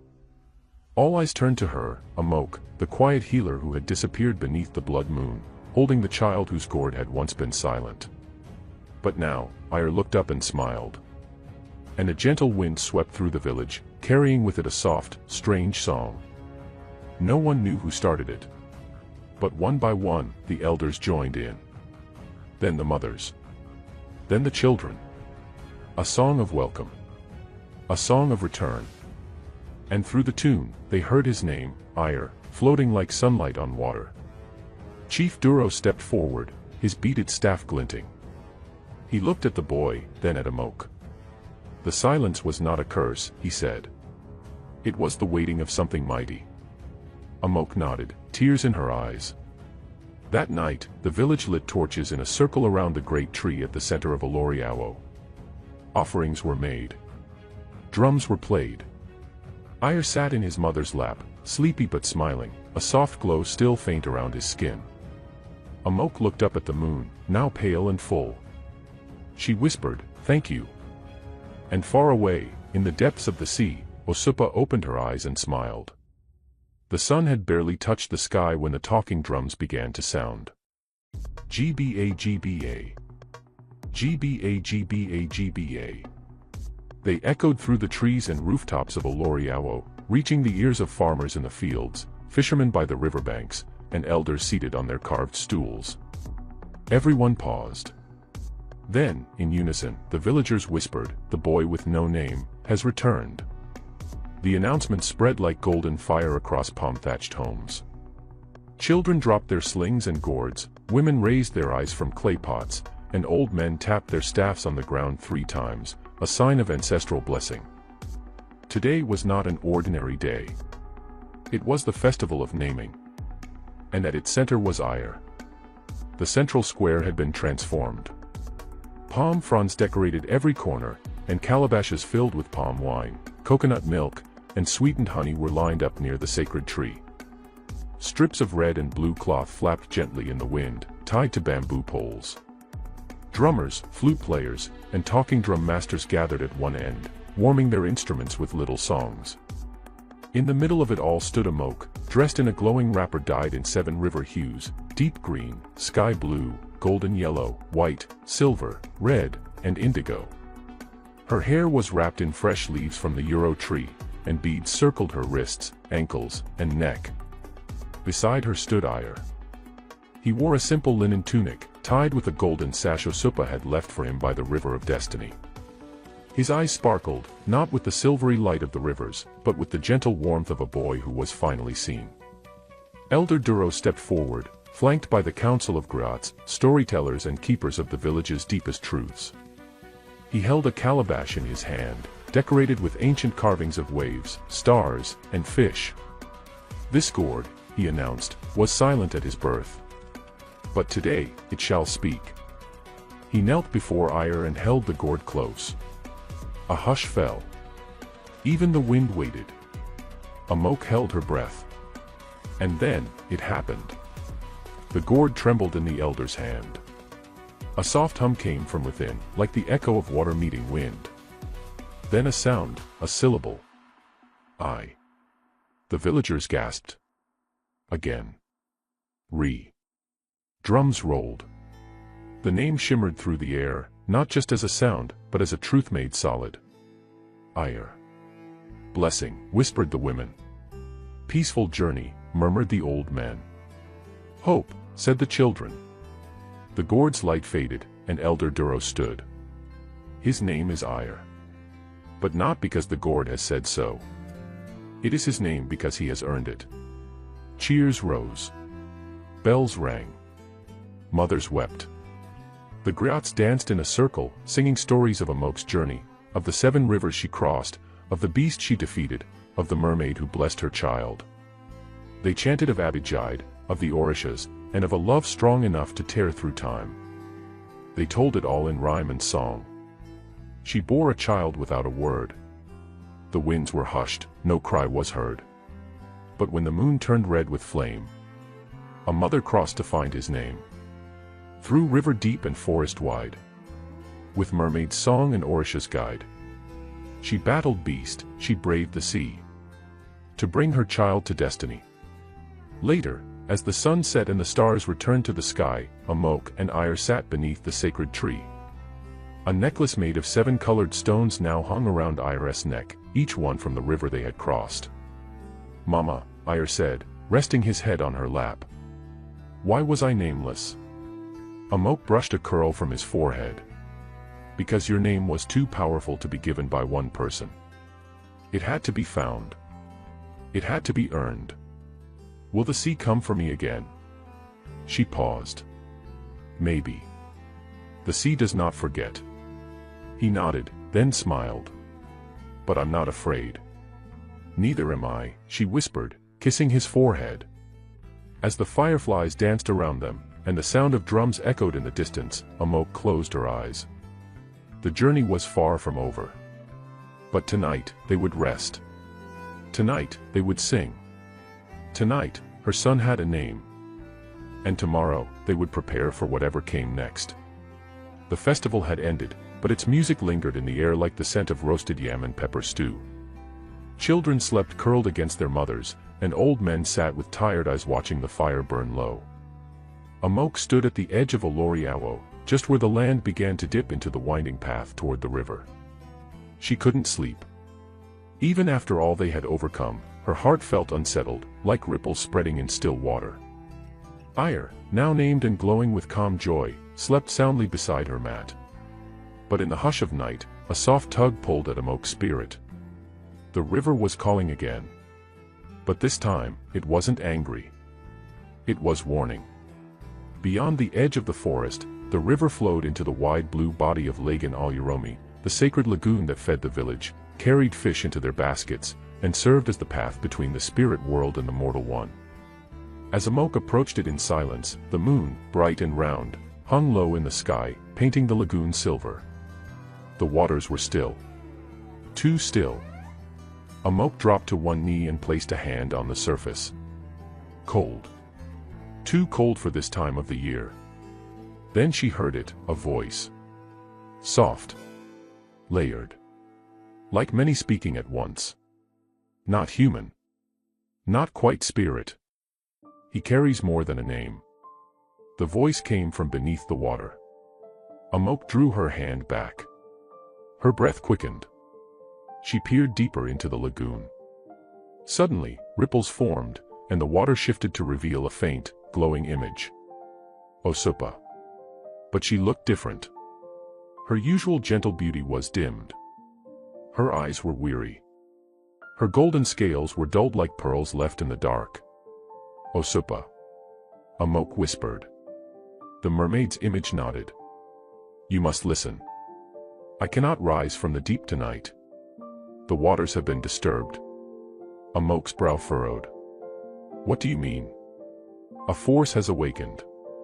Something old. Something that remembers the pact you broke. I gave back the name. I crossed the rivers, Yes, you did. And Ire is named. But remember what I told you. The sea does not forget. Nor does it forgive. The lagoon darkened. And now, Osupa's voice trembled, he stirs beneath the coral tomb. Who stirs? Osupa's image flickered. Alyawir. The silent depth. Keeper of lost names.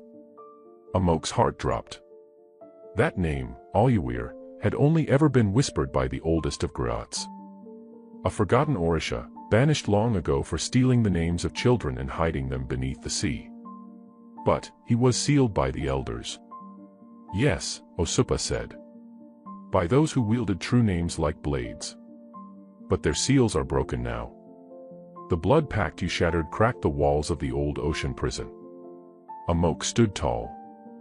Then I'll stop him. Osupa's expression deepened. You cannot stop him with courage alone. You will need to find the Namebinder's staff. It was lost long ago in the forest of forgotten tongues. Only with that can you protect Ire. The lagoon began to ripple violently. Storm clouds rolled across the moon, casting the night into a smoky gray. Go. Before the tide takes him. And with a final splash, Osupa's image vanished. Amok turned and sprinted back to the village. Her heart pounded like a drum of war. She reached her hut, rushed inside, and knelt beside Ire. He still slept, peaceful and unaware. But something had changed. His skin glowed faintly, not silver, but deep, shifting blue, like the heart of the sea. She held him tight. I promised I'd protect you, she whispered. Then she wrapped him in a thick cloth, secured her satchel with herbs and charms, and stepped out once more into the night. Only one path lay ahead now. The forest of forgotten tongues. There, among twisted roots and lost memories, lay the staff that could bind a name to a soul forever. And if she failed to find it before Aluwira reached them, Ire would be taken again. Not his name this time. His very being. Far below, beneath the lagoon's moonless depth, ancient eyes flickered open. Aluwira stirred. Bound in coral and bone, the Orisha once cast into the abyss opened his mouth, and 1,000 whispers rushed from it like eels escaping a net. The child has been named. But I remember when he was mine. His voice slithered up through the water, past sleeping fish and ancient shells, toward the land. He smiled. I will return to finish what was promised. The stars hid behind thick clouds, and the night air felt heavy, like a damp cloth pressed over the world. Amok carried Ire close to her chest, wrapped in a thick shawl soaked with protective herbs. A charm of dried kola nut and river stone dangled from his neck, thudding softly against her as she ran. She passed the yam fields, now dark and still. She passed the talking tree of Ellora, whose bark never rustled at night, but tonight, its branches twisted slightly, as though whispering in a language older than dreams. At the very edge of the village lands, past a crumbled shrine and an abandoned drum house, stood a gate of twisted wood.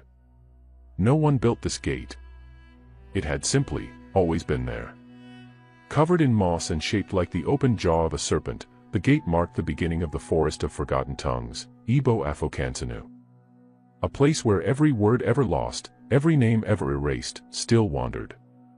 Amok took a deep breath. We enter together, she whispered to Ire.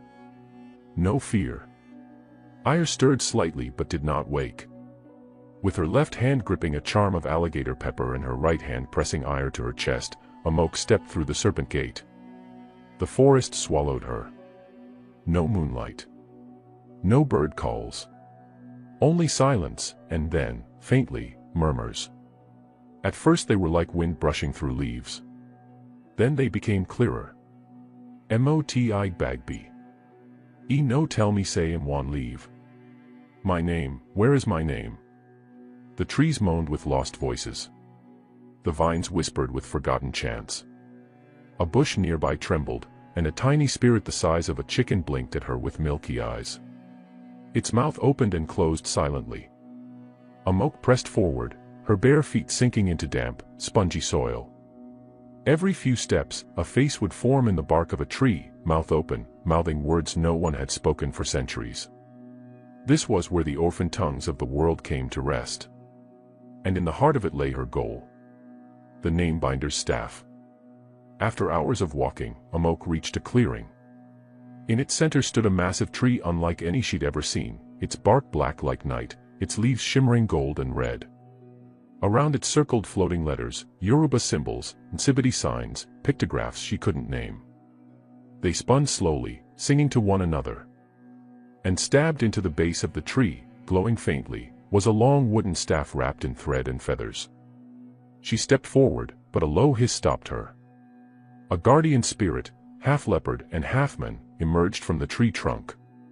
Its eyes glowed orange, and its chest bore thousands of tiny marks, each one a forgotten syllable. Who seeks the Namebinder's staff? It growled. Amok stood tall. I am Amok of Oloriawo. I come for my son. Many have come. Few returned. She stepped forward again. His name was stolen before he was born. I went through 7 rivers to get it back. I faced the river of teeth. I stared down the red-eyed crocodile. I walked into death's shadow to find his soul. The spirit paused. You are bold. But the staff is not just taken. It must be remembered. I don't understand. The spirit pointed a claw toward Ire, who stirred again in her shawl. To claim the staff, you must speak the first name you ever knew. Amok frowned. My own name. No. The first true name your spirit knew before your body remembered language. Amok closed her eyes. All around her, voices chattered, hundreds of them. Names. Phrases. Lost prayers. But somewhere, deep in her soul, a whisper stirred. A voice from long ago. From when she was still being formed in her mother's womb. A sound. A name. Ebony. Her lips parted. Ebony, she whispered. The spirits of the trees froze. The air stilled. The floating symbols whirled around her and began to hum. The guardian spirit bowed. You have remembered. Take the staff. Amok stepped forward, reached into the roots, and pulled the name-binder's staff free. It was warm. Alive. Carved with names she couldn't yet read, but which hummed softly as if recognizing her purpose. With staff in hand and Ire gently waking in her arms, Amok turned. But the forest had changed. The path behind her had vanished. The trees now whispered a different message. He is coming. Far away, deep beneath the waters of Lagan Alyuromi, Alyuwir's coral prison shattered with a roar that sent fish fleeing and stirred whirlpools from their sleep. He rose, covered in seaweed and kelp, wearing robes made of barnacles and broken pearls. His voice dripped like oil. Her journey nears its end, he rasped. But mine is only beginning. And with a blink, he vanished from the sea floor and began his rise toward the village. The air in Oloriawo was no longer warm. Though it was not yet dawn, a strange mist had rolled in from the lagoon, hugging the ground like a crouching beast. The scent of salt and old coral wrapped around the sleeping village, and the fires in every hearth sputtered low, though no breeze stirred. And then, the drums stopped. Every single drum. Even those hung on the spirit poles, set to beat themselves during the festival of moon songs, fell quiet. Mama Agba, the old village seer, stirred in her bed. Her eyes snapped open. He walks, she whispered. Then she clutched her old staff and stepped barefoot into the eerie hush that blanketed Oloriawo. Amok emerged from the edge of the forest of forgotten tongues, sweat soaking her clothes, Ire held close, and the name-binder's staff gripped tightly in her hand. The staff had changed in her grasp. What once was wood now shimmered faintly with the glow of trapped starlight. Names whispered from its length, some kind, some sad, some hungry. She paused. The village ahead did not look right. The trees bent away from it. The goats bleated low, pacing nervously inside their pens. And the river, her dear river, was receding.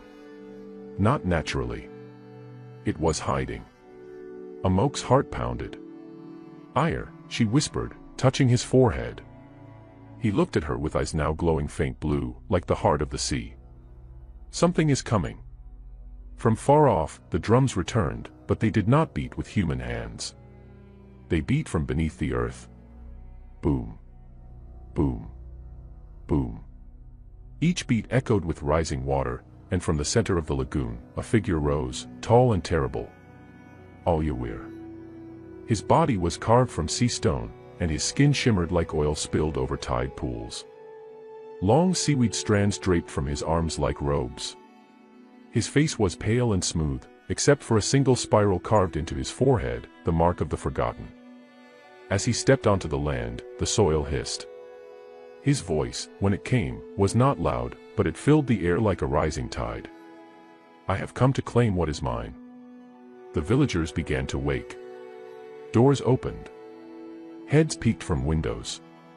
A baby wailed. Mama Agba came forward first. Her voice was calm but firm. "This is a place of peace, spirit of the deep. Be gone." Oluwir turned his gaze to her. "You were but a child when I was cast down," he said. "Do not pretend to remember my chains. I remember your name." "That is enough," she said. Oluwir smiled, and the ground beneath Mama Agba cracked, but she did not fall. Then, Amok stepped into the open. She stood alone between the spirit and the village, holding the staff in one hand, ire in the other. "You cannot have him," she said. Oluwir's eyes widened slightly. "You bear the Namebinder's staff," he said, voice curling with something between respect and hunger. "I faced rivers and death and silence. I crossed into darkness and walked through fire. I remembered the first name. And now I remember yours, too." She raised the staff. "Oluwir, son of silence, breaker of songs, the one who stole names." At the sound of his true name, the mist swirled violently around him. He staggered slightly, snarling. "You dare use that tongue?" "I dare more," Amok whispered. She knelt, placed Ire gently at her feet, and drew a wide circle around him using a chalk of white ash and powdered sea snail. Then she planted the staff into the earth beside the child. "I bind him by his true name," she said. Ire Alakanal, born of blood and blessing, named by fire and foam, child of Amok and the river's breath. The air shimmered. The earth trembled. Ire opened his mouth, and began to hum. The same lullaby Amok had sung the night she first held him. But this time, the song had power. It rolled over the land like wine through tall grass. Oluwir howled. The wind pushed him back. His sea robes flared, his spiral mark began to glow red. He reached forward. "You do not understand. That child, he carries a sleeping Orisha inside. If he fully awakens, the balance." But Amok raised the staff again. "I know what he is. But he is not yours." Then she turned to the village. "Say his name." One by one, villagers stepped out and spoke. "Ire. Ire Alakanal. Ire." Each voice added weight. Power. Truth. The kind that no tide could wash away. The staff shone brightly, and the floating names around it danced like fireflies. With a final scream, Oluwir reeled backward as if struck by thunder. The sea itself rolled back to claim him, and he was flung into the mist like foam before a crashing wave. Silence fell. Then Mama Agba spoke. "Amok, it is done." Amok dropped to her knees, exhausted, and gathered Ire into her arms. He smiled at her, his eyes calm now, the blue glow fading into the warm brown of the village sun. The villagers gathered slowly, carefully. Some stared at the sea. Others stared at the Namebinder's staff. And in the sky above, the clouds parted.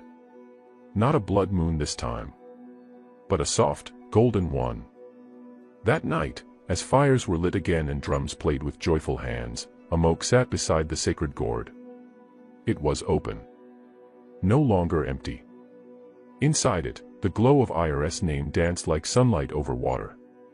But even as she watched, Amok knew this was not the end. The Orisha that stirred within Ire still slumbered.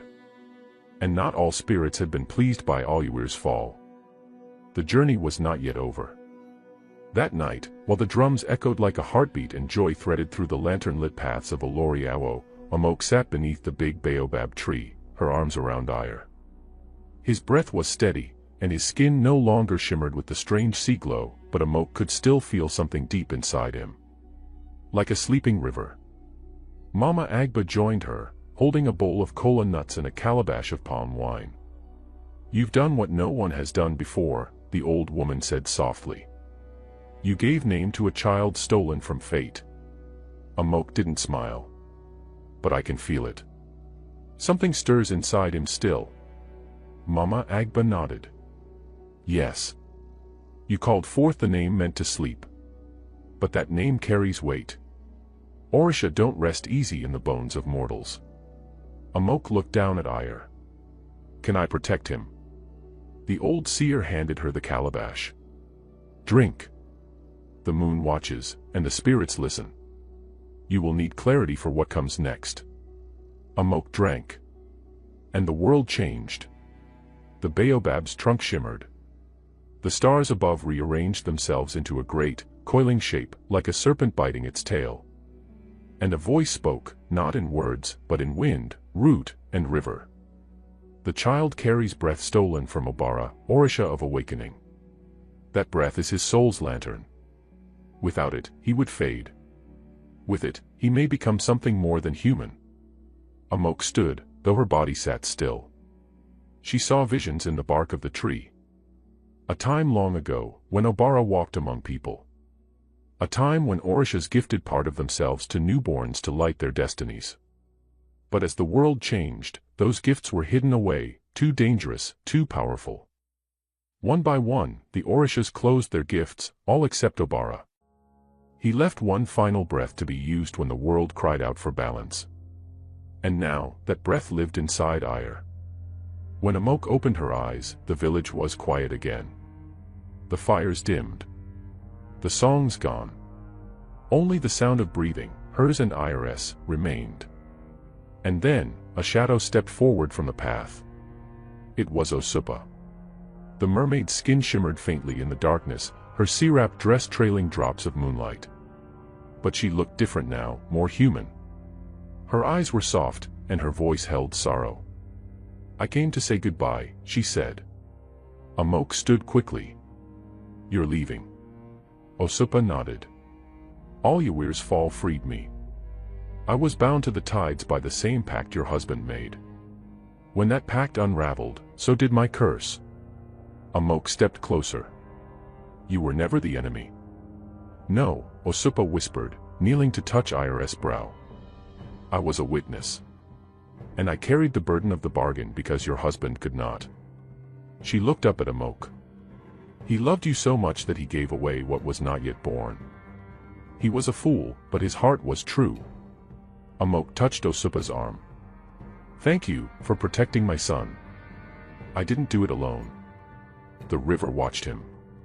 The trees cradled him. Even the stars leaned in when he cried. A long silence passed. Then Osupa said, "But your journey is not yet over. A final choice awaits." Amok looked at Ire. "What choice?" "To wake the Orisha inside him, or let it sleep."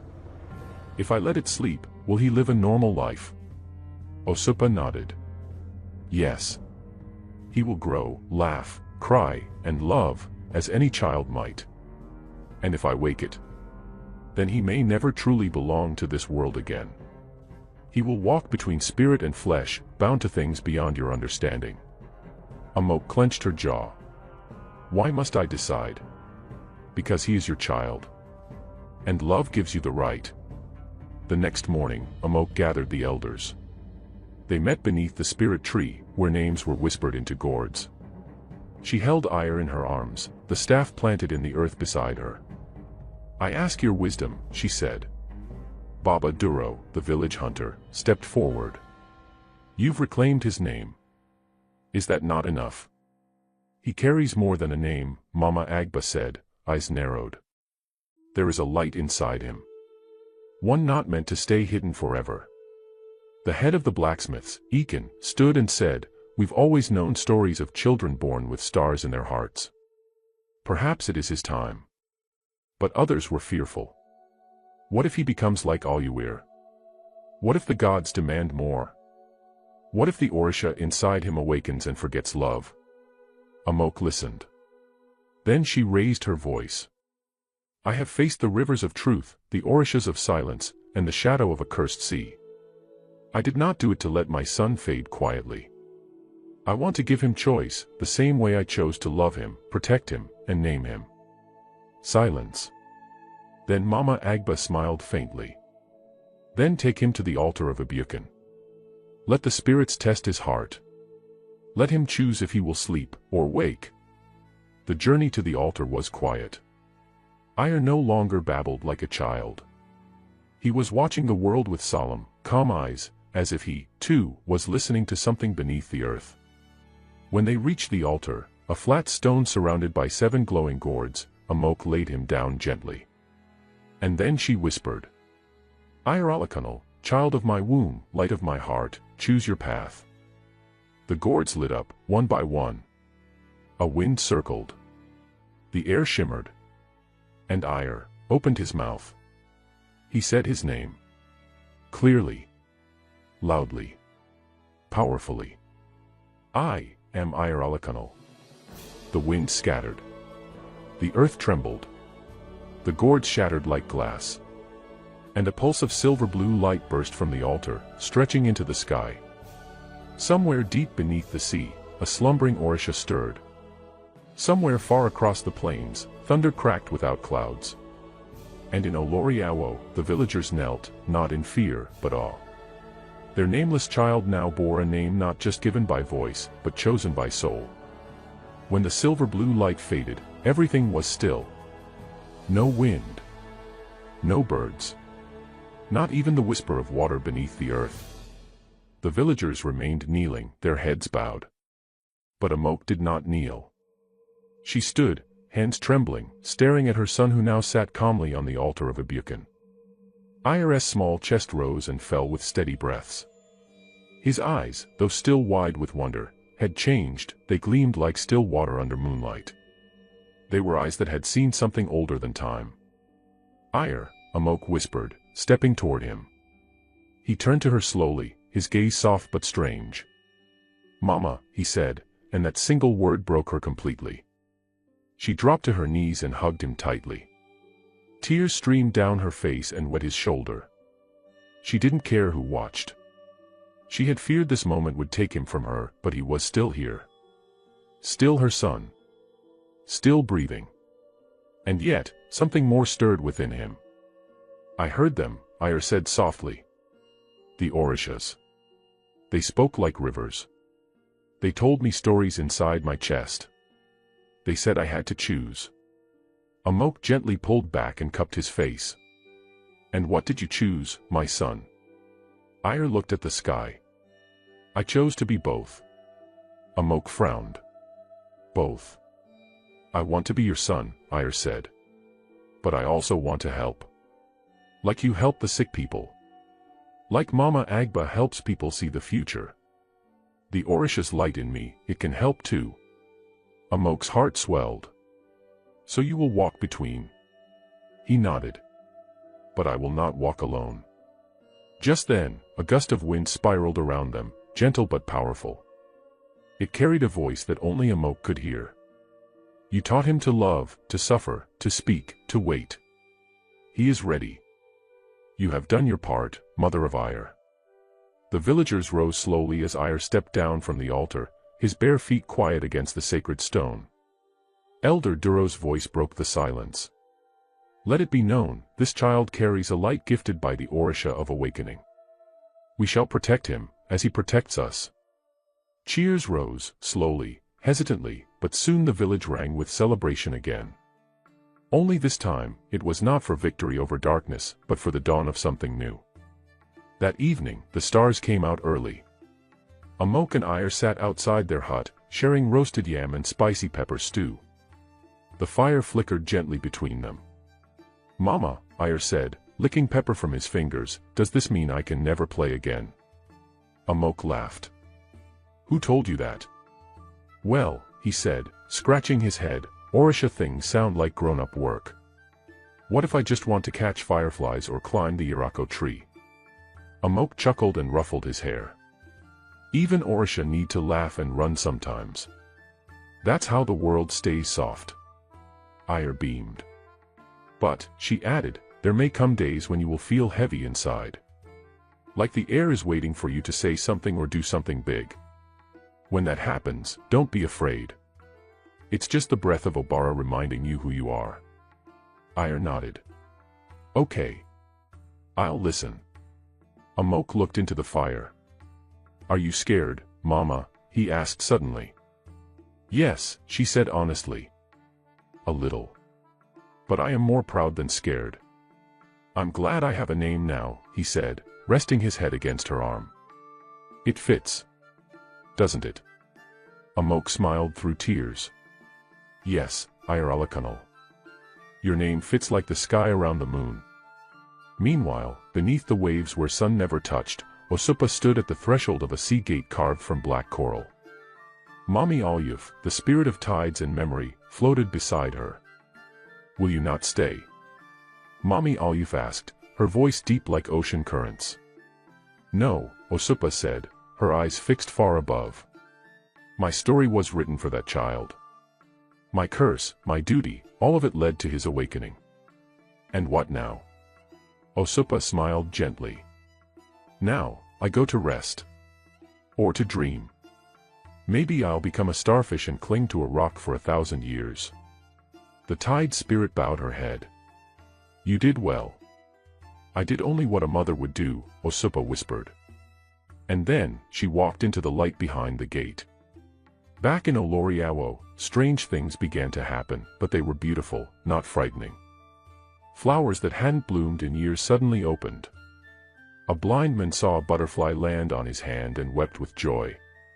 A baby born in the north hut spoke its first word before its first cry.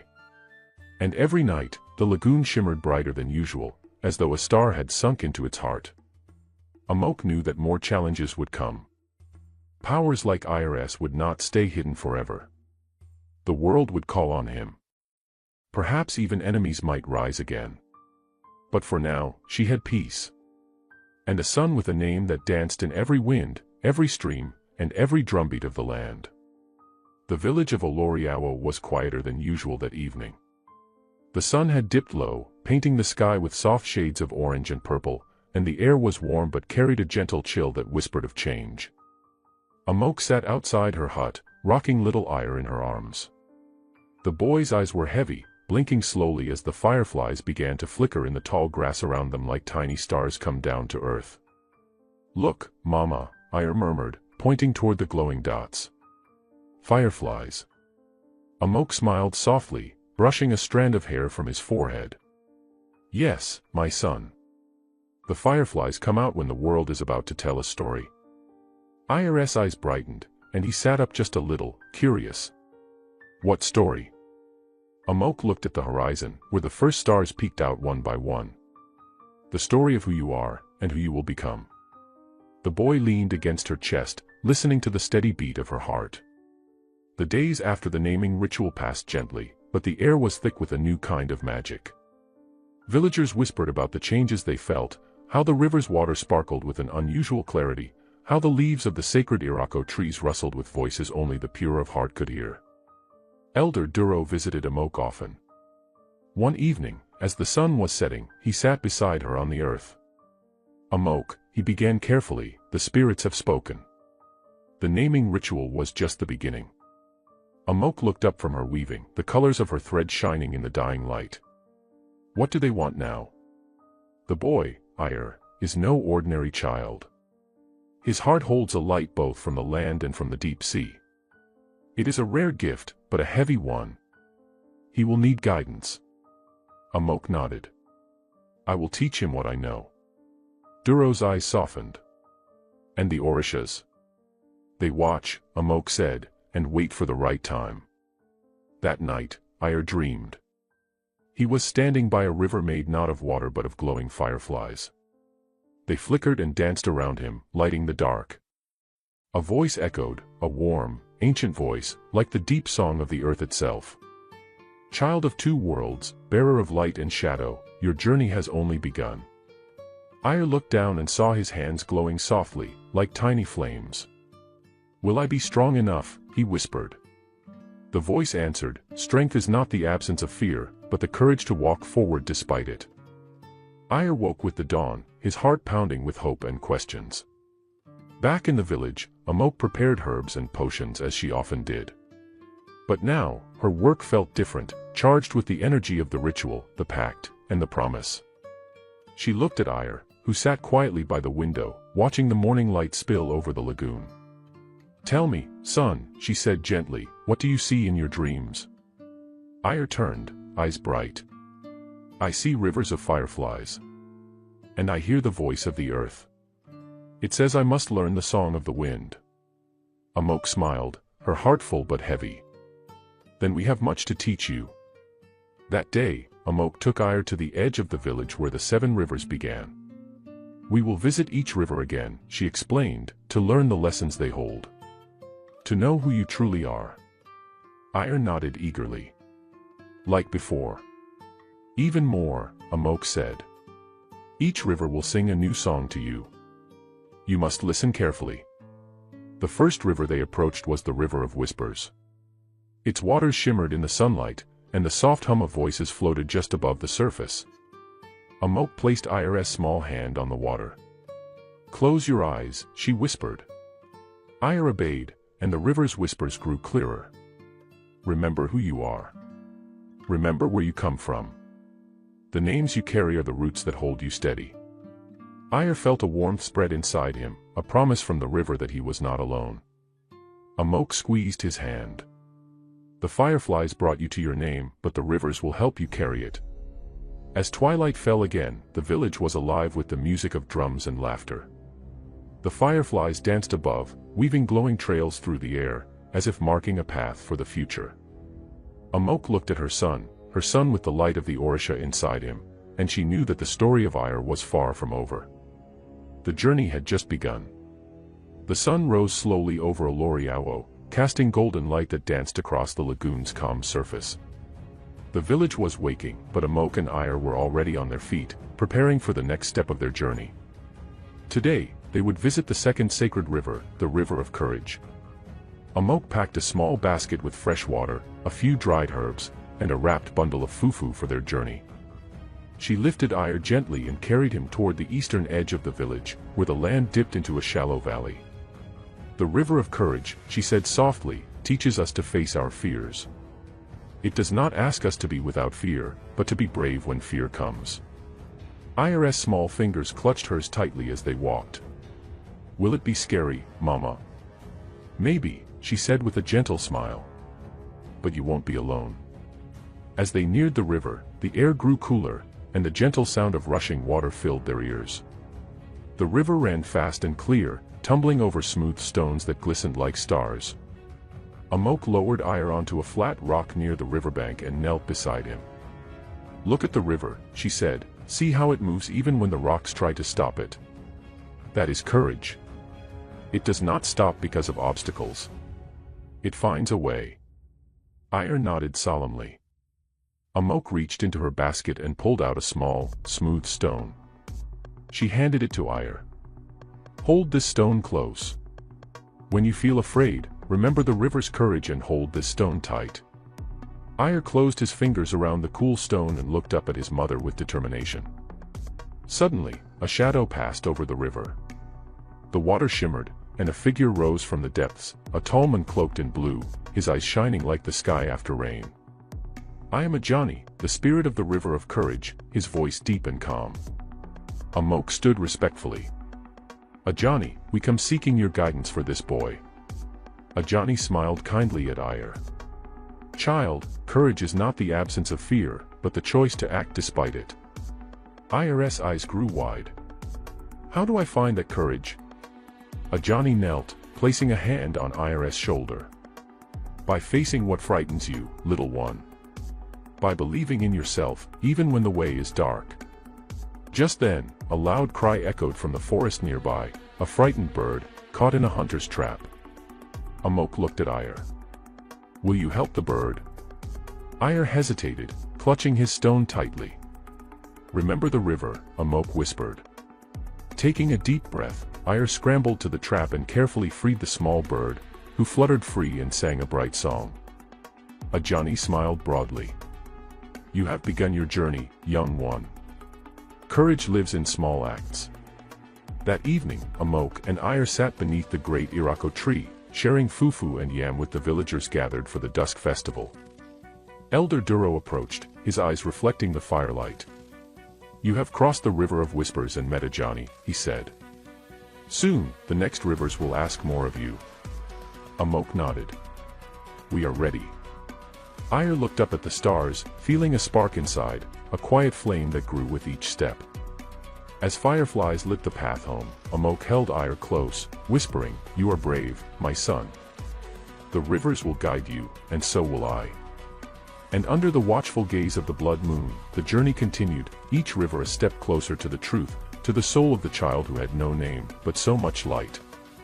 The morning light fell softly on the village of Oloriawo, casting long shadows through the palm trees and golden reeds. Amok and Ire walked side by side toward the third sacred river, a wide, slow-moving waterway known as the River of Truth. As they approached, the river's surface was like a polished mirror, reflecting the sky and the world around it without a single ripple. Amok's voice was calm but steady.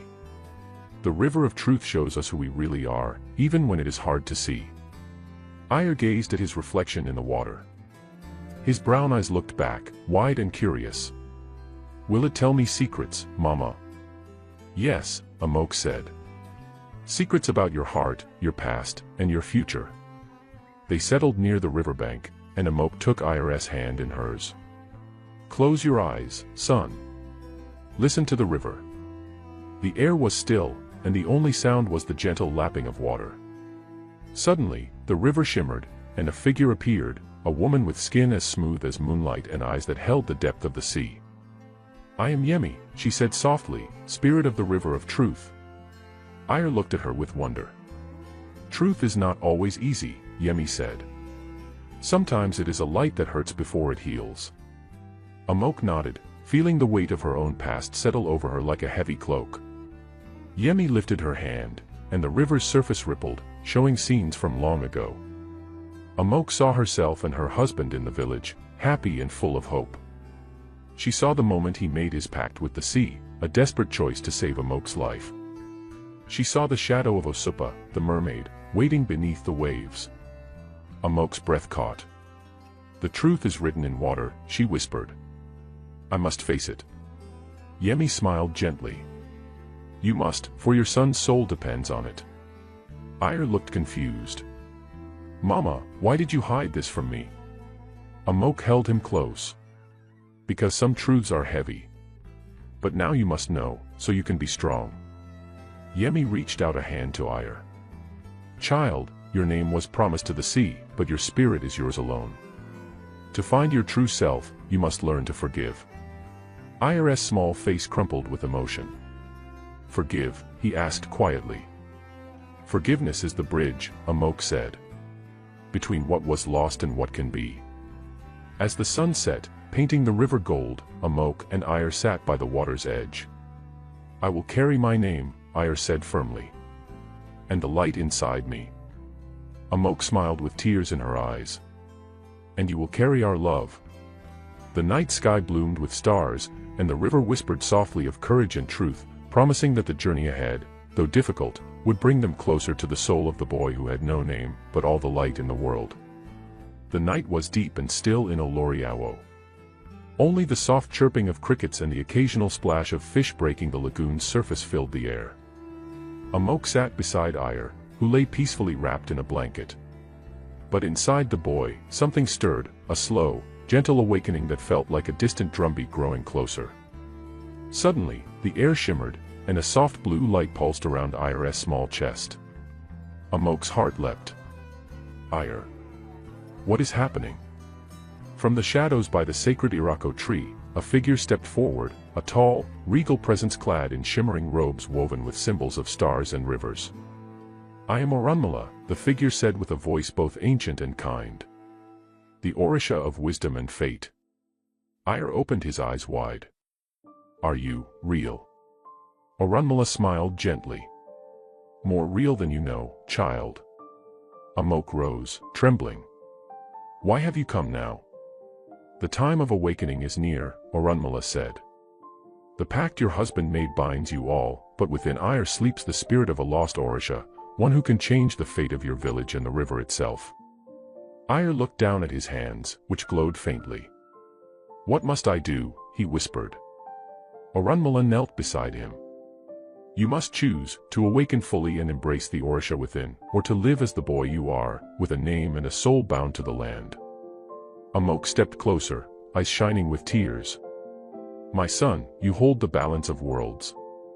Orunmila extended his hand, and a soft wind swept through the village, carrying the scent of rain and earth. "Your choice will echo through the rivers and beyond." The blood moon rises soon, and with it, the final naming ritual. Ire's voice was steady now. I want to know who I am. Amok nodded, her heart swelling with pride and fear. Then we will face this together. The stars shone brighter that night, as if the heavens themselves watched over the boy who carried the light of an Orisha, and the love of a mother who would cross any river to save him. The blood moon hung low in the sky, casting a deep red glow over the village of Oloriawo. The air felt thick with magic and tension, as if the very spirits of the land held their breath. Amok and Ire stood at the edge of the final river, the seventh river, known as the River of Destiny. Its waters were dark and deep, swirling with currents that whispered ancient secrets. This river is the last, Amok said softly, wrapping her shawl tighter around Ire. It will test your spirit like no other. Ire nodded, holding the stone Ajani had given him. His small hand trembled, but his eyes were steady.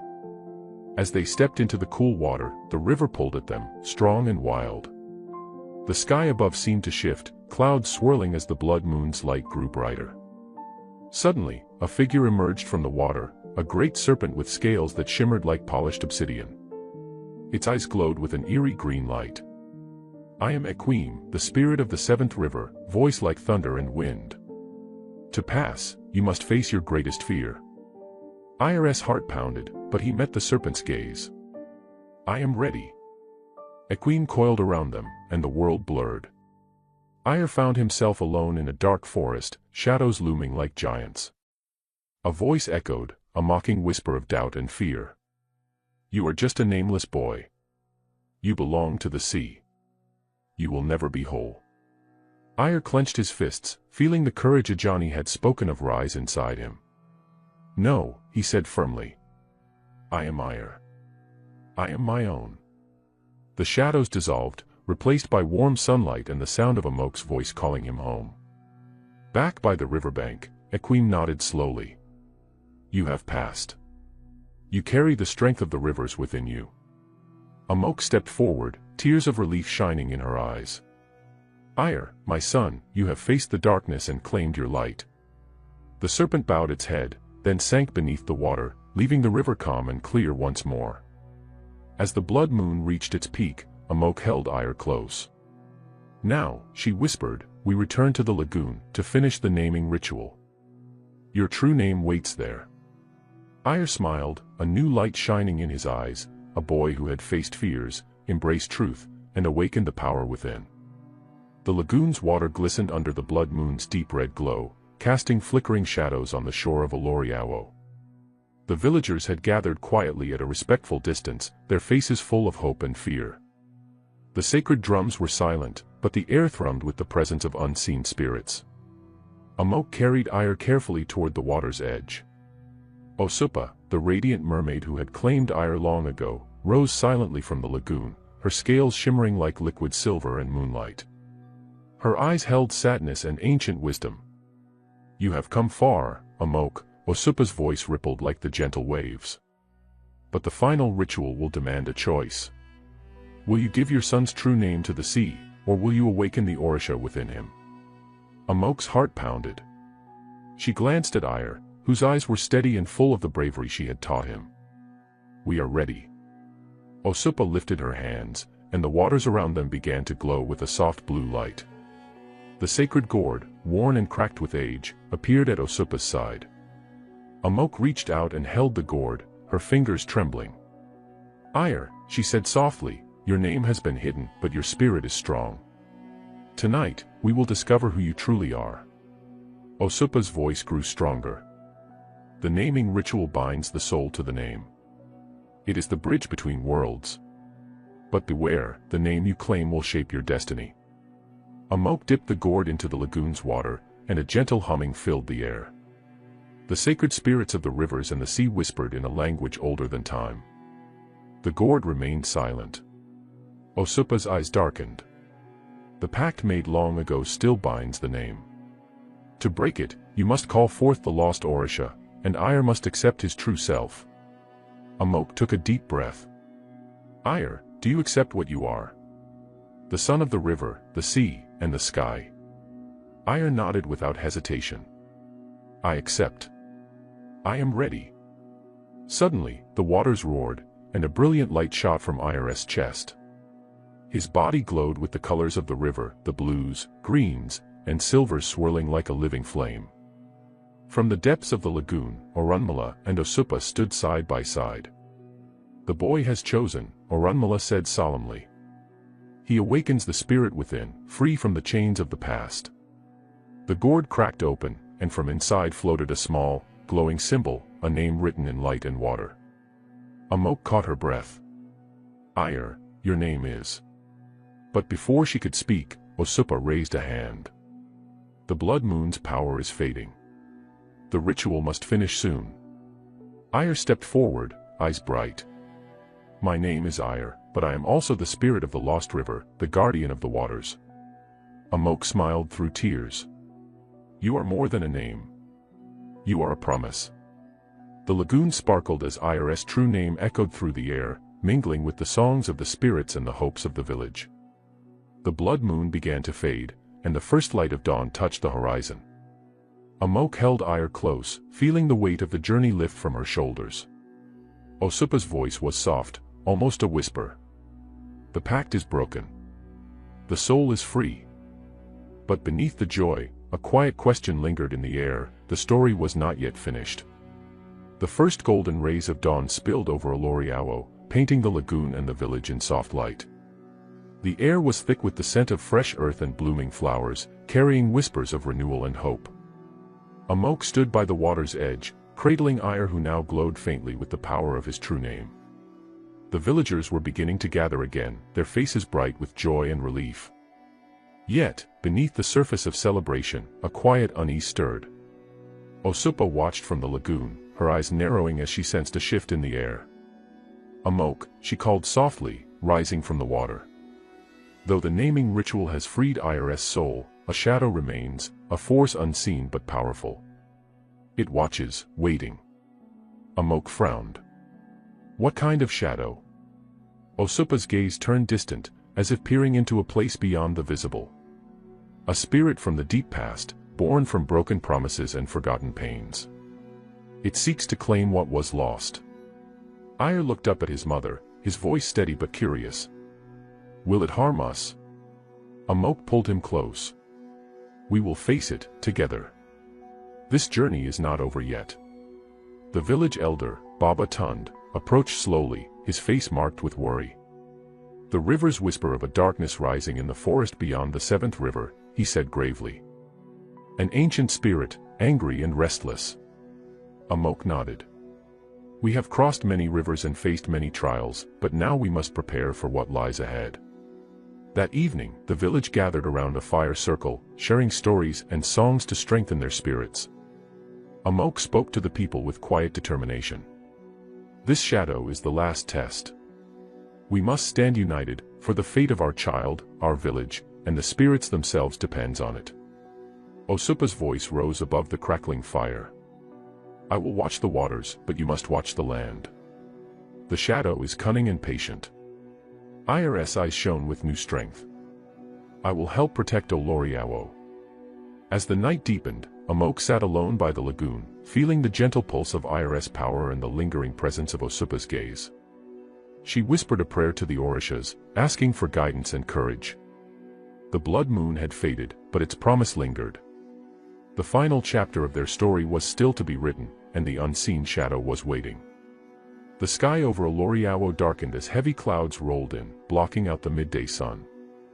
A chill wind whispered through the tall grasses and palm leaves, carrying a warning that unsettled even the bravest villagers.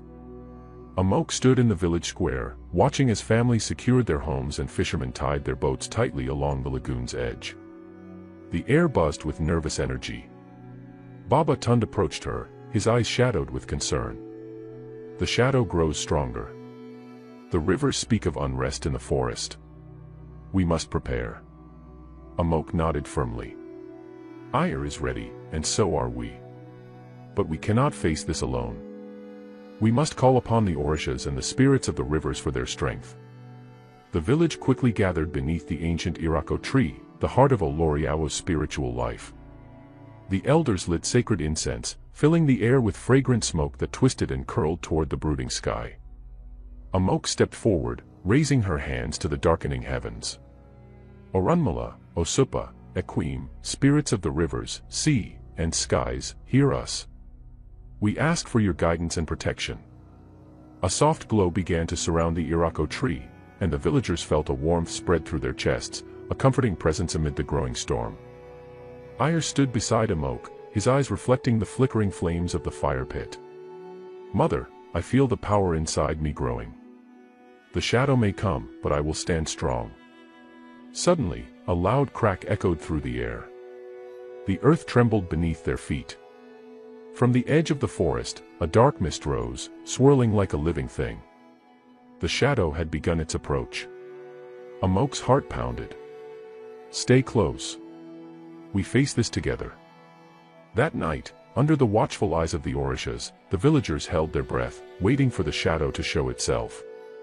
Amok whispered a final prayer, feeling Ire's small hand in hers.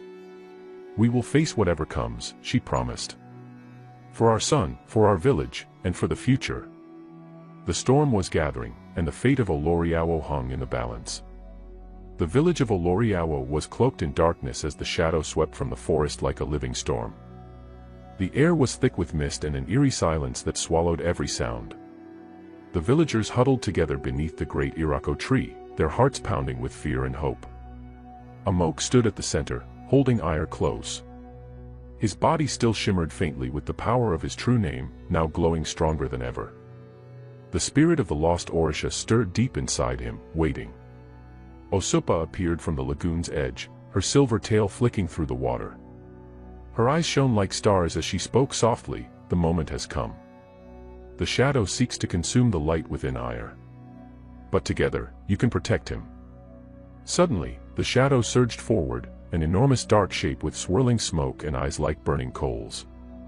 It roared a terrible cry that shook the earth and made the trees tremble. Ire stepped forward, his small hand gripping the stone charm Ajani had given him. His voice rang clear and steady, "You will not take me. I am Ire, the light of the rivers, the strength of my mother, the hope of Oloriawo." The shadow lunged, but before it could touch him, Amok raised her hands, chanting the ancient words taught by the Orishas. A radiant light burst from her fingertips, wrapping around Ire like a shield. The shadow howled in fury, twisting and turning. But Ire's light grew brighter, stronger than the darkness, fueled by the love and courage within him. The villagers joined in, their voices rising in song and prayer, their hearts united against the night. Osupa sang a haunting melody from the lagoon, calling the spirits of the sea to join the fight. The air sparkled with magic, the rivers sang, and the earth hummed with power.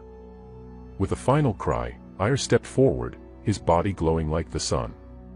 "Shadow," he said, "you have no place here. Return to the depths from which you came." The shadow shrank, its form dissolving into a mist that was carried away by the wind. The sky cleared, and the first light of dawn broke over Oloriawo. Amok hugged Ire tightly, tears streaming down her face. "You are free, my son. Your name shines brighter than the stars." The village erupted in joy, drums beating and voices singing praises to the Orishas and the spirits. Osupa smiled, her voice soft. The pact is ended, the soul reclaimed, and the future bright. As the sun rose, Amok looked out over the lagoon, knowing their journey was only the beginning. For Ire was not just a child, he was a guardian of the rivers, a bridge between worlds, and a light to guide all who sought their true names.